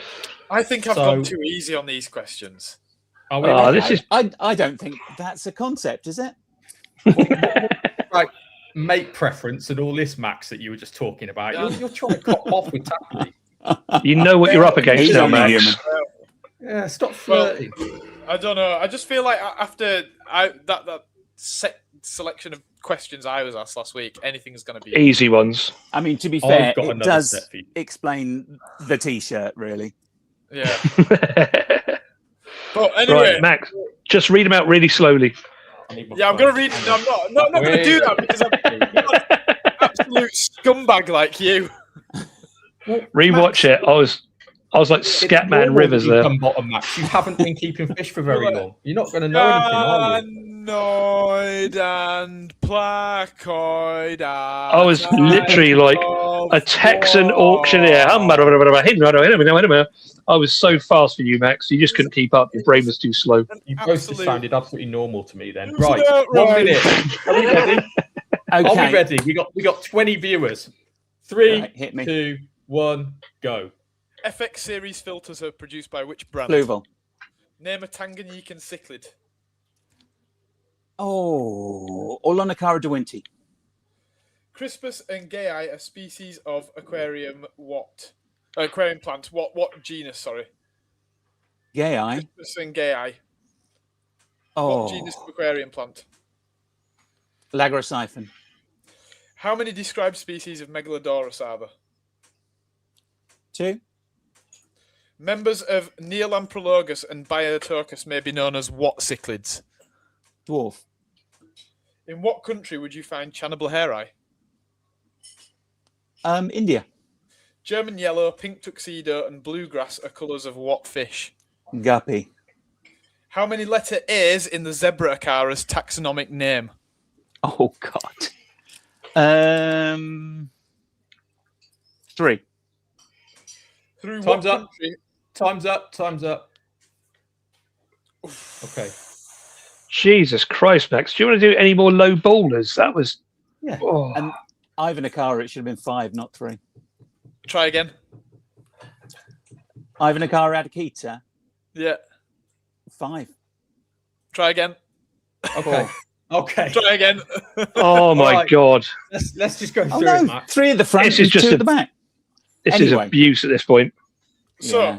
FX Right, go on. series filters are produced by which brand? It was Fluval. Pathetic. Yeah. You got that right. You got What that he right. said. Well, He said it. technically Rolf C. Hagen, technically, but fine. I would have accepted for like 30 it. years. That's fine. Name a Tanganyikan cichlid. Paul, what did you say? You said I said Lunakara, didn't you? Olonakara de Winty. de Winty. Is that a Olonakara, sorry. Is that a Tanganyikan species? Yes. Olonacranus de Winty. Yeah. Olonakranus. Oh, I thought you said Olonakana. Right. Lives okay, in yeah. the shallows. I watched a video on him Okay. just the other day. Crispus and Gayi. Potamogeton. It is indeed. You said Lagorosiphon. I'm sorry, Paul. Mm. You got that in the end. Oh, How many described species of Megalodorus are there?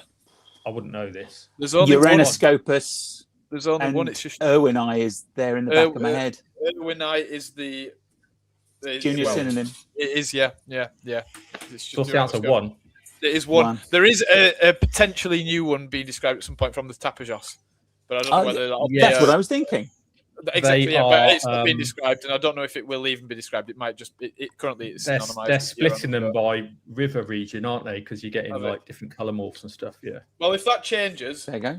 and they do describe another one, we'll give you that. Yeah. Keep me posted. This was a good question. Unfortunately, you got it right. Members of Neolamprologus and Bioturcus may be known as what cichlids? Fairy. What? Fairy cichlids.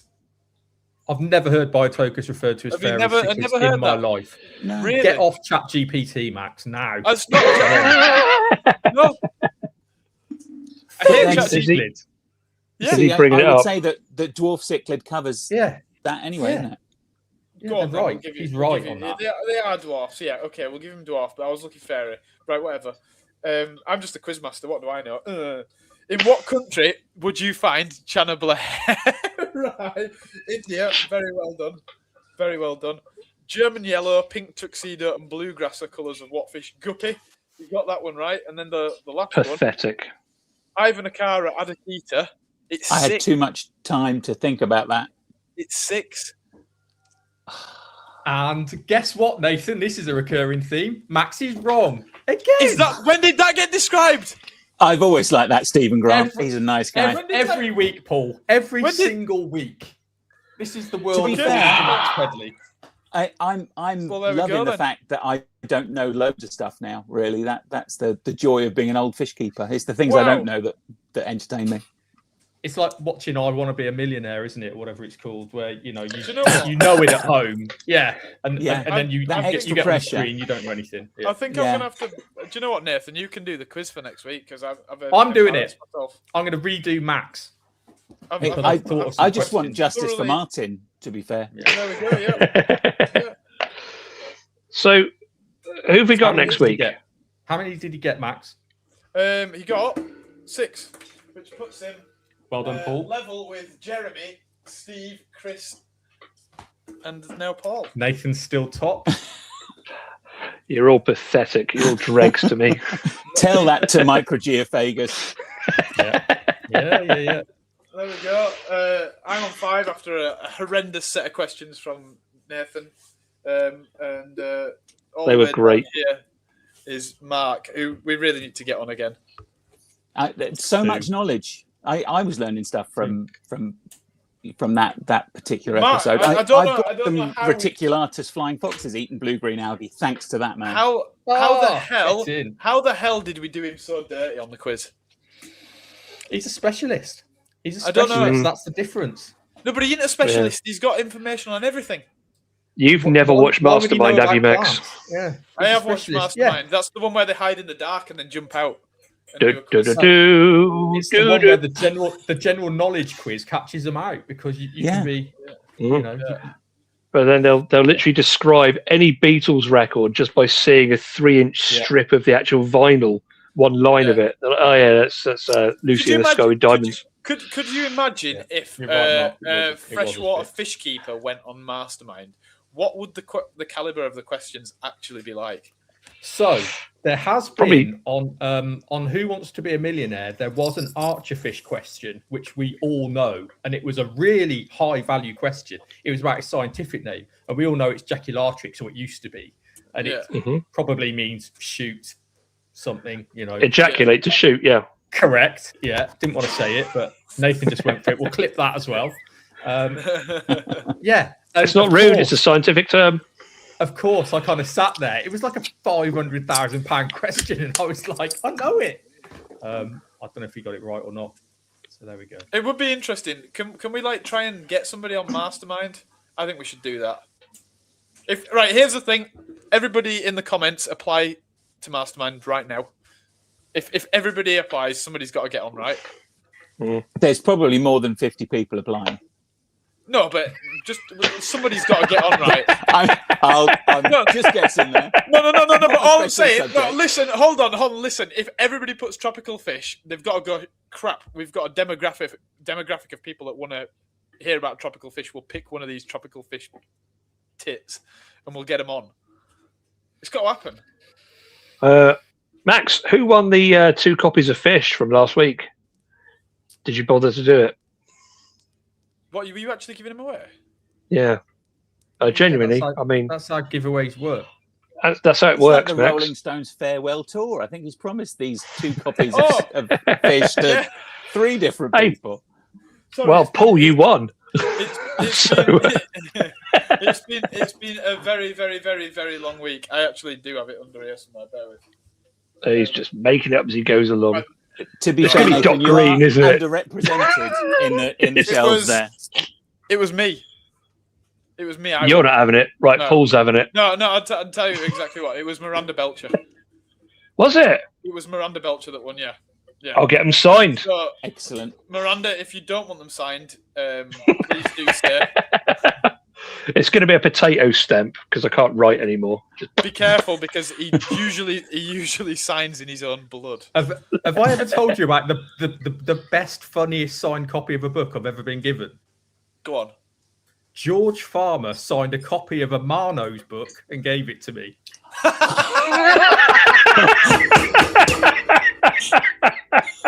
I've got it. Jesus Christ.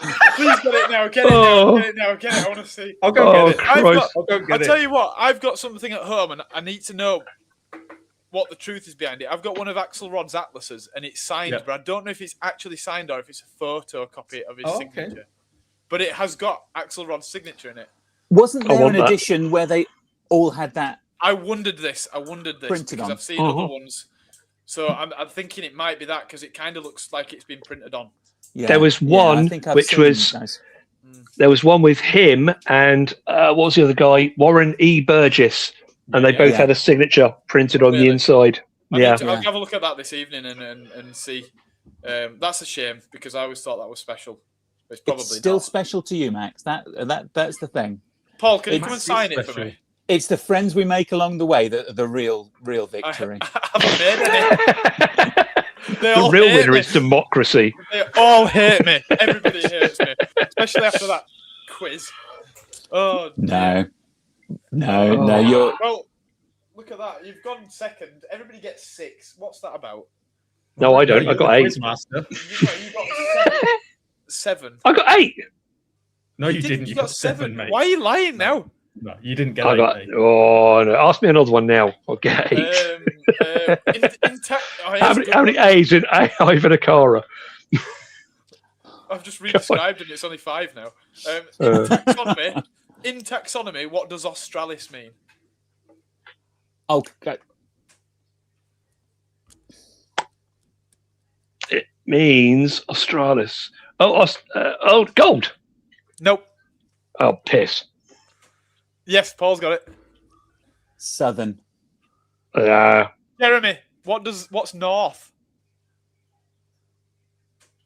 It's up there. The opposite of Australis. Is it Borealis? It is indeed. What's east? Oh, Tapley, you legend! You Come on.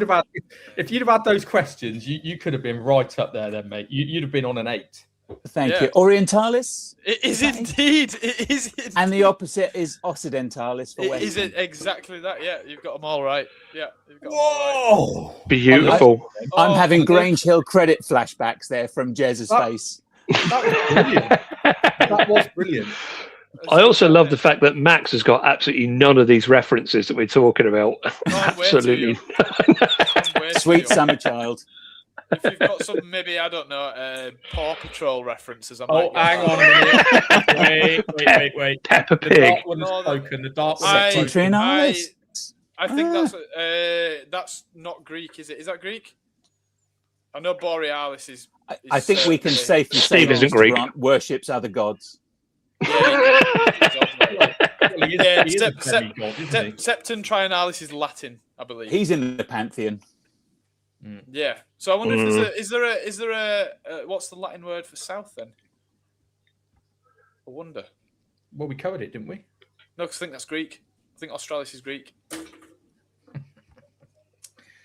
God, we get into some nerdy things, don't we? Why are we finishing with more viewers than we've There had must the be whole something episode? like Antipodean. There must be some link to that. Oh, Australis is- Antediluvian. Yeah. Apparently. Yeah. Oh, right. Okay. Yeah. So you Excuse are me. right, but Borealis is Greek. Septentrionalis is Latin. Australis is Latin.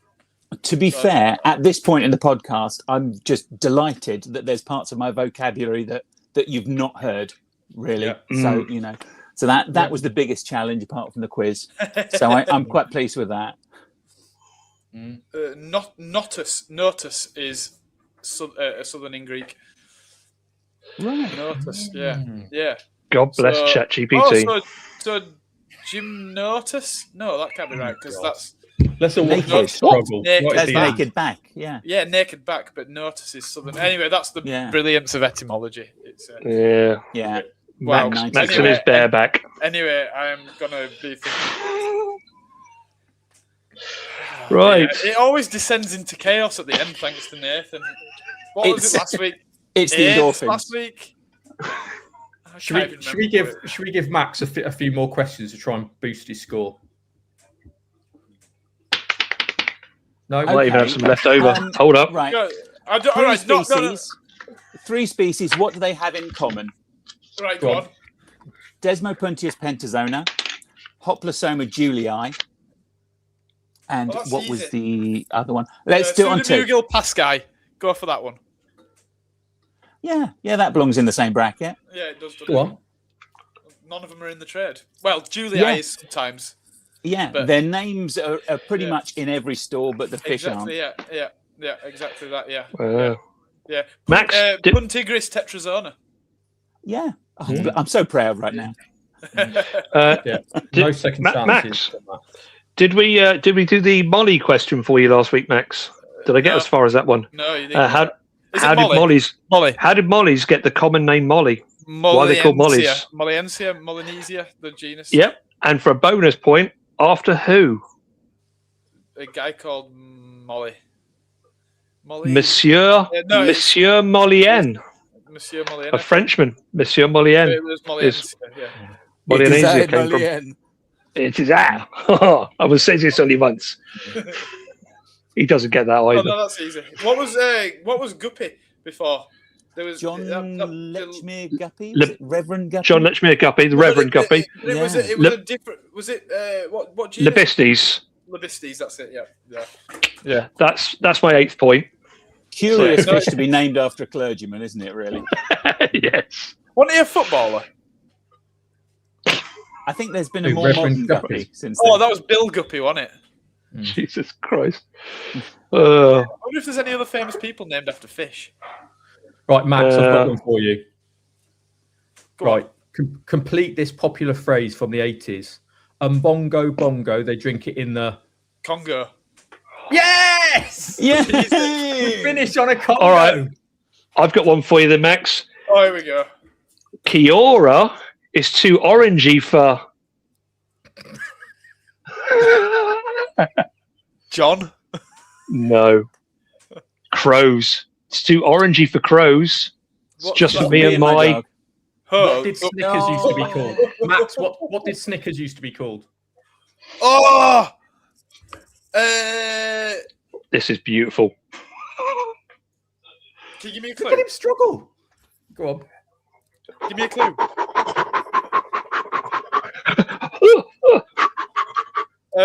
Old man out of breath. Yes. That was it. That was such a popular chocolate bar. Fighting chocolate.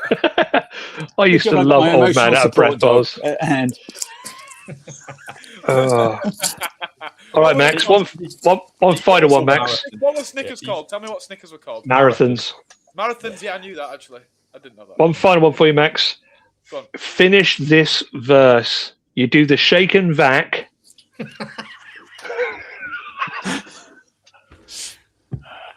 He's Googling it. He's literally Googling it. Yeah.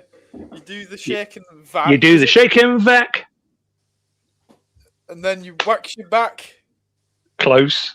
No. And you bring the freshness back. And put the freshness back. And put the freshness back, sorry. Yeah. Do the shake and back and put the freshness back. Can we change this to a 6? Give him a hat.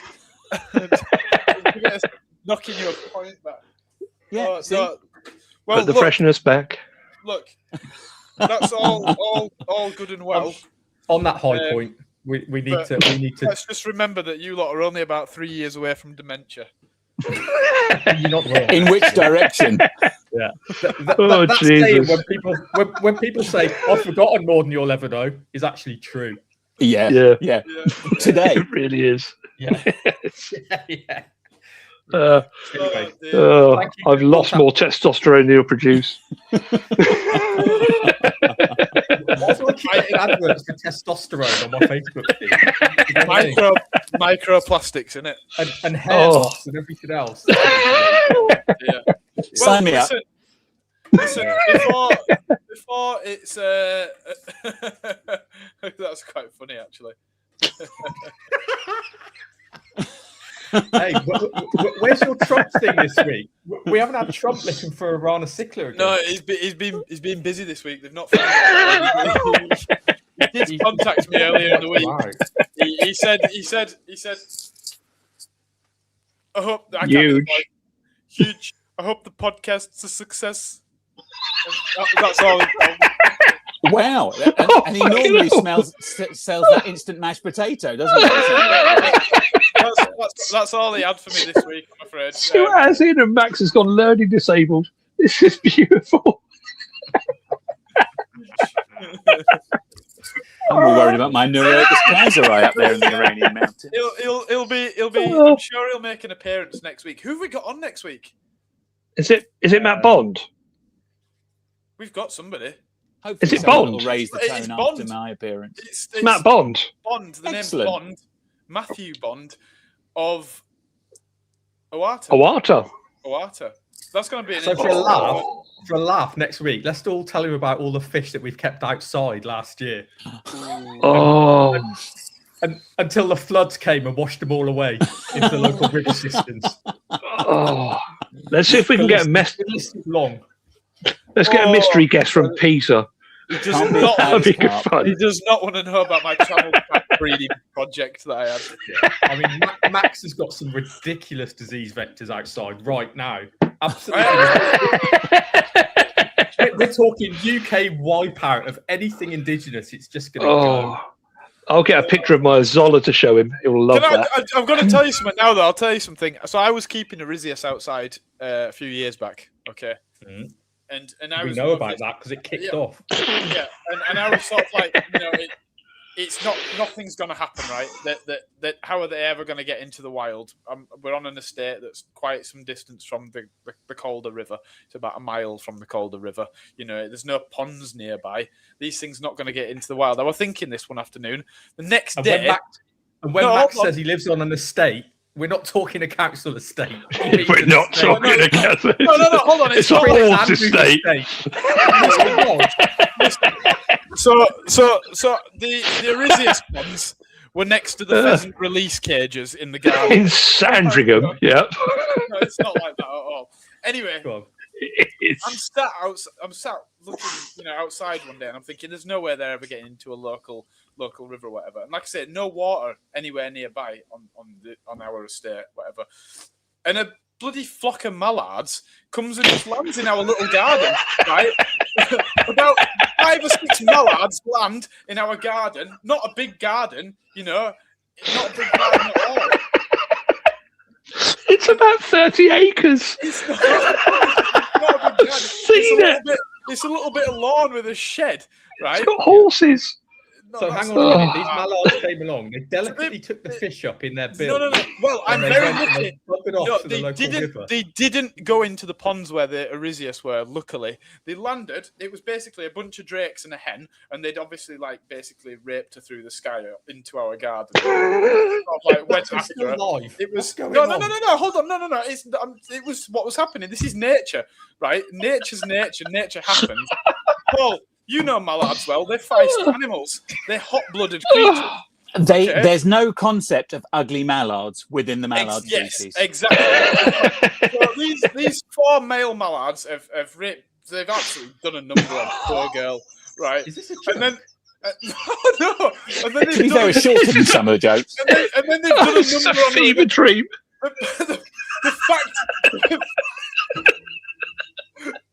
The fact of the matter is, I thought these Erisius, there's no way these Erisius are ever getting into nature, okay? And then mallards land in the garden. They could quite easily have landed in that tub. And some eggs could have stuck to the feet and they could have flown off. And that's my days. That's the point. It's not a joke. I promise you, it's not a joke. My point is that fish in the garden are absolutely not immune to getting into nature when mallards are happy to have some sort of weird avian orgy. The mallard Uber. In our street. Exactly, yeah. And we know what Erisius eggs are like. They're sticky as hell and hard. So to be fair, well, that sounds like Nathan, to be fair.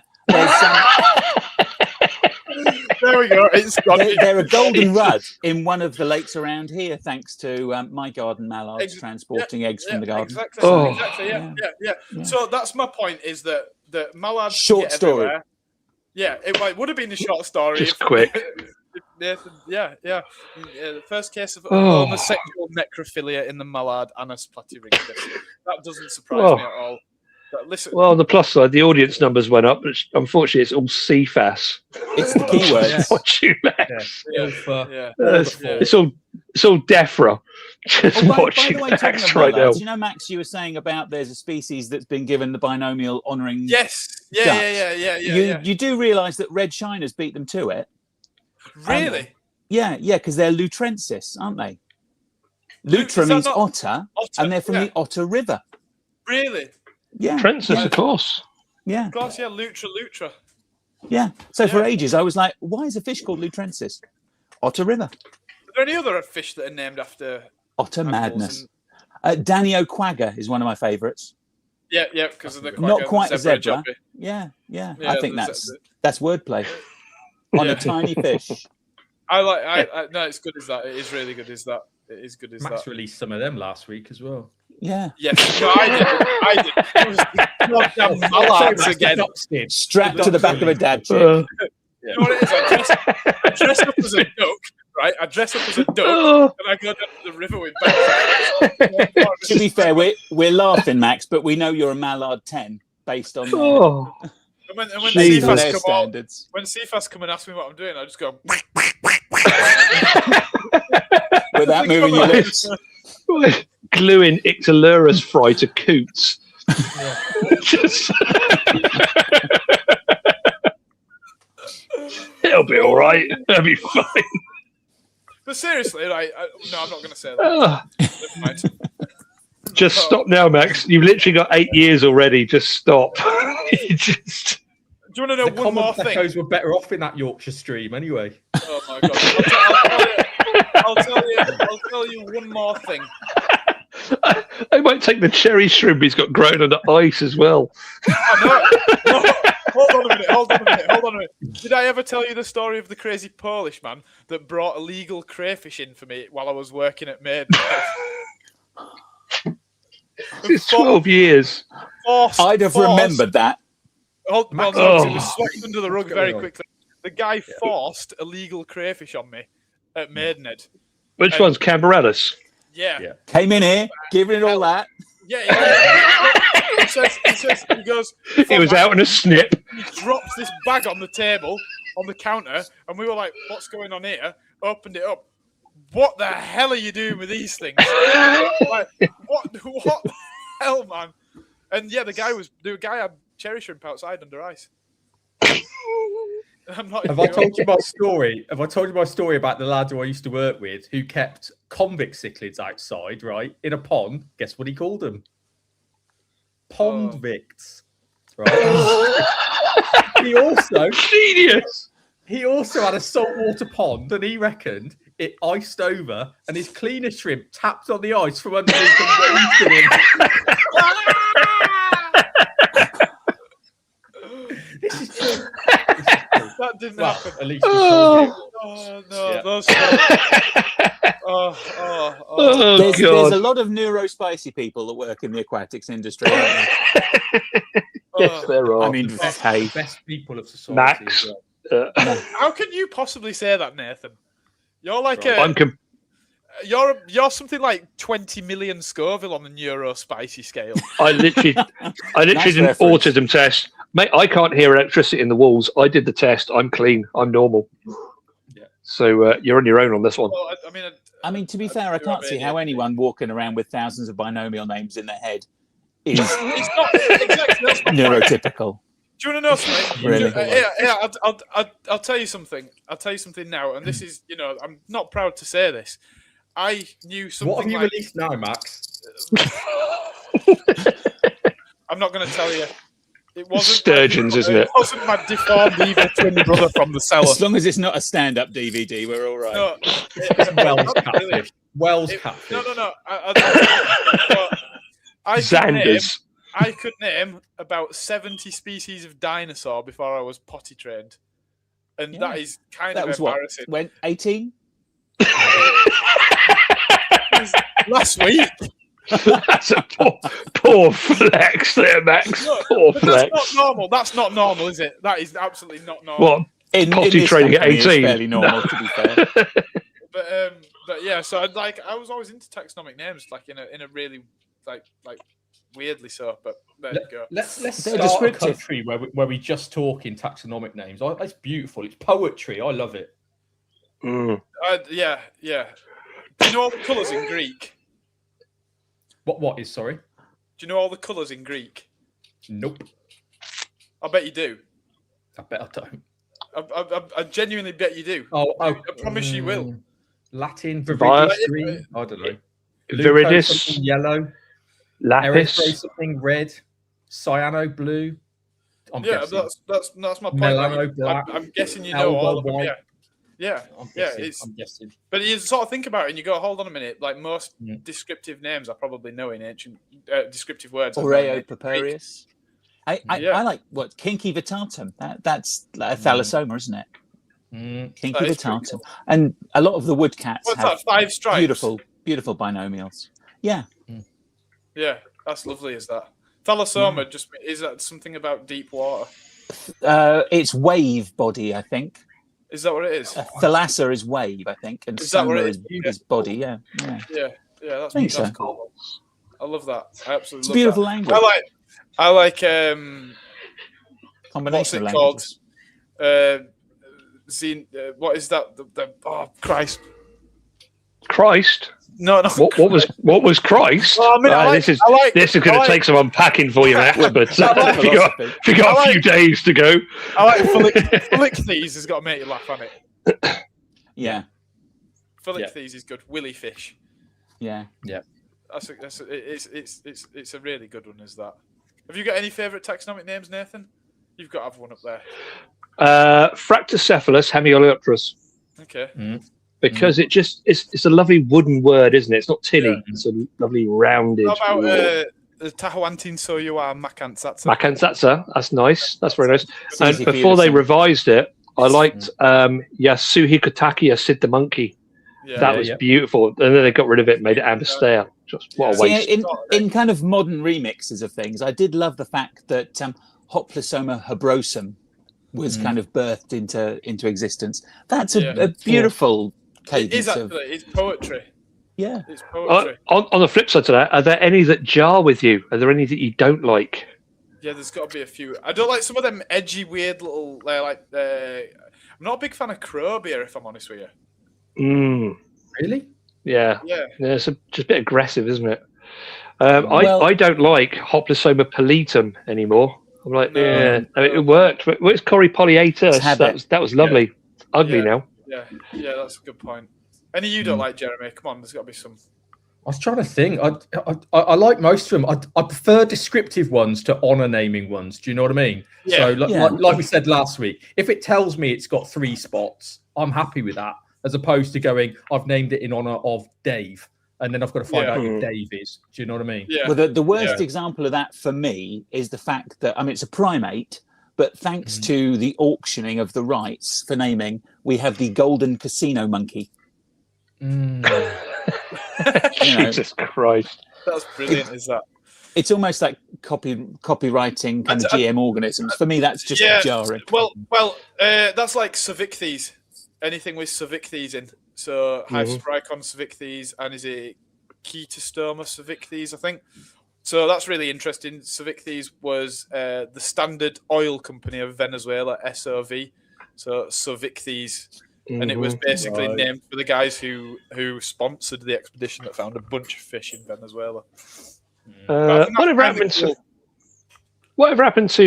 Corydoras narcissus? Where did that end up? Is that Hoplosoma now? No, is that not still Corydoras? Yeah, it's a southern Is it still Corydoras? Isn't it? I think Narcissus. Is it Corydoras? Okay. I think it might be Corydoras. Oh, right. Or is Bethany Corydoras? Steve Grant, if you're still there, what is it? Is Bethany in the Brockis crap drawer at the moment? Yeah, it might be. Yeah, Corydoras. Narcissus Corydoras, yeah. Yeah, that's straight on it. Straight on it. Still in Corydoras. And that was named, was it after Axelrod? The Narcissus, yeah. Stephen Grant doesn't sleep. Was it not Heiko? There always seemed to be some debate whether it was Heiko or Axelrod, but my understanding was it ended up being Axelrod because he was just demanding that people name this fish after him. So they did.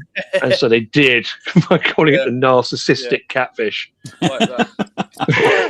It was kind of both. I like that, yeah. Oh, we need a whole episode on taxonomic names. Yeah, we do. We'll just come up with the best taxonomic names. I mean, the best taxonomic name would be like Max Pedley and Max Pedley I. Probably. Max Pedley A. Yeah. Yeah. Has that ever happened where somebody's... Yeah, it has happened. So if you take Maylandia, Hey Joe Maylandi, he's named it twice. Hold on. We're just going to get rid of that man there. It was so good. Yeah, they named it twice. Exactly. Yeah. That is pretty cool. That it's. Did you just give Nathan a timeout? Yeah, I did. Yeah. It could be Max Pedley or Max Pedley-Oram because I'm more like I'm. But I'm wouldn't that be a family? Yeah, that's what I'm saying. So I'm better than one person. Well, I found out while I was doing some research for some profiles that the whole INPA thing, so INPA Ichthyes, is named after a biological study institute. Yeah, the INPA. Yeah, didn't you know that, Max? No, I didn't know that. So should it technically be INPA Ichthyes? Ooh, if we're doing it correctly. Yeah. Well, to be fair, I remember seeing the kind of painted thing, and it's the INPA Institute. Yeah. Okay. I went with the German translation of them as royal tetras. I think INPA Ichthyes as royal tetras works beautifully because you've got Nematobricon as emperor tetras and INPA Ichthyes as royal tetras. Yeah. I think that makes a lot more sense. On that sort of like one, Tarzu. So Symphytes on Tarzu, I think we discussed it last time, didn't we? That's named after Tarponzu, which was a fish exporter or breeder. I can't remember. It was just a portmanteau of Tarponzu. We'll do that, which I really like. Those are cool, aren't they, when fish are named after things like that? Sajika, it's one of my favourites. What's that? Go on. That's the former Costa Rican head of state, Salvador Jimenez Canosa. Sajika. That's it. I like that. That's cool. That happens in some of the Nyariri, the Victorian cichlids, or Nyariri. That was a politician or a what's he called, like a general or something. That's why it's named after him anyway. And Leopold, we don't want to go there with Leopold, do we? Oh, no. Mr. Leopold. Well, and Cope as well. Copellas. Cope was a I've forgotten his first name, but something Cope. He was a notorious eugenicist, wasn't he? Yeah. So Copellas, that's all after him. Yeah. Which reminds me, Alan was spot on about Pyrrolina, meaning little bullfinch. Oh, really? The other week, yeah, because of the red tones. Okay. That's pretty cool. I've just found one here that you guys will really, really, really like this. L106 Hemiancistrum guahiborum is named after a tribe. It's not a family; it's a tribe, the Guahibo tribe, who helped in the assist collecting them. Okay. Which I really like. It's not because I like the idea that it's obviously it's multiple people, but not necessarily a family. And then that brings up the subject of how do you pronounce it? Do you pronounce it Guahiborum? Well, yeah. Well, this is a thing. Yeah. Going back to the Julii Corridorus, it's not Julius, it's not Julie. Is it Julio? That would make sense. I mean, I don't know. When Julii. You mentioned Christ earlier. I mean, there's a lot of Jesuses in Latin America, and they're always Jesus. So, exactly. Jesus. Yeah. So I wonder. I've always wondered if it should be Julii or Julii. As Nathan says. Yeah, that's cool. Tanichthyes, named after Tan. Tanichthyes, yep. Yeah, we like that. Tan's fish from the White Cloud Mountains, isn't it? Albanubis. Tanichthyes albanubis, yes. Yeah. That's pretty cool. When you get 5 minutes, Max, have a look at all the genera and species named after Star Wars characters. It's actually it's an impressive list. Really? No, not just fish, but there's loads of beetles, loads of bees, loads of ants. It's huge. Is there a beetle named after Elvis? It's called. It's something that the species name is something like Allshuckupis. I mean, that would be unusual because you can see that there is a Venn diagram of ichthyologists. There we go. Sorry, it's people with sci-fi interests. It's a gall wasp, and it's called Preseuchila. I'm Allshuckupis. That's amazing. Yeah. That's lunchtime drinking in a lab, isn't it? Yeah. That's Nero spicy. That's what that is. Who cares anymore? I'd probably name one after Jason Derulo. Right. Anyway, we've overrun by half an hour. It's been brilliant as that. Look at that. We've kept the majority of all 5 listeners on. Well, thank you. This is my first podcast, and I'm just glad it was with 3 men that I know. Yeah, podcasting, it's the future. Yeah. We've just come to it very, very late. That was really brilliant, Paul. Thank you for coming on. Thank you for having me. Maybe one of the best episodes we've had yet. Steve we Grant did learn. Well, certainly in the top 6. Yeah. An absolute pleasure, Mr. Tapley. Right. Well, thank you, everybody. Remember, listen to the outro because we'll ban you if you don't.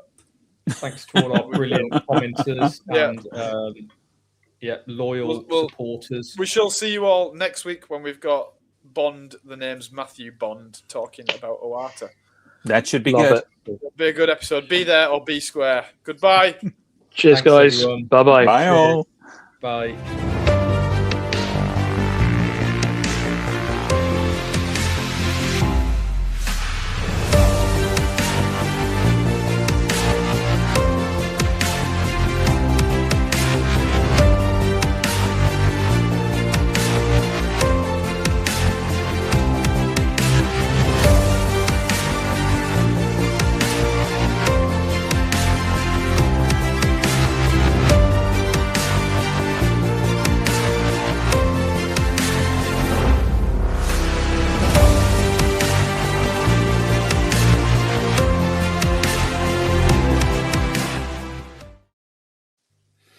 Oh, we need to win the stream.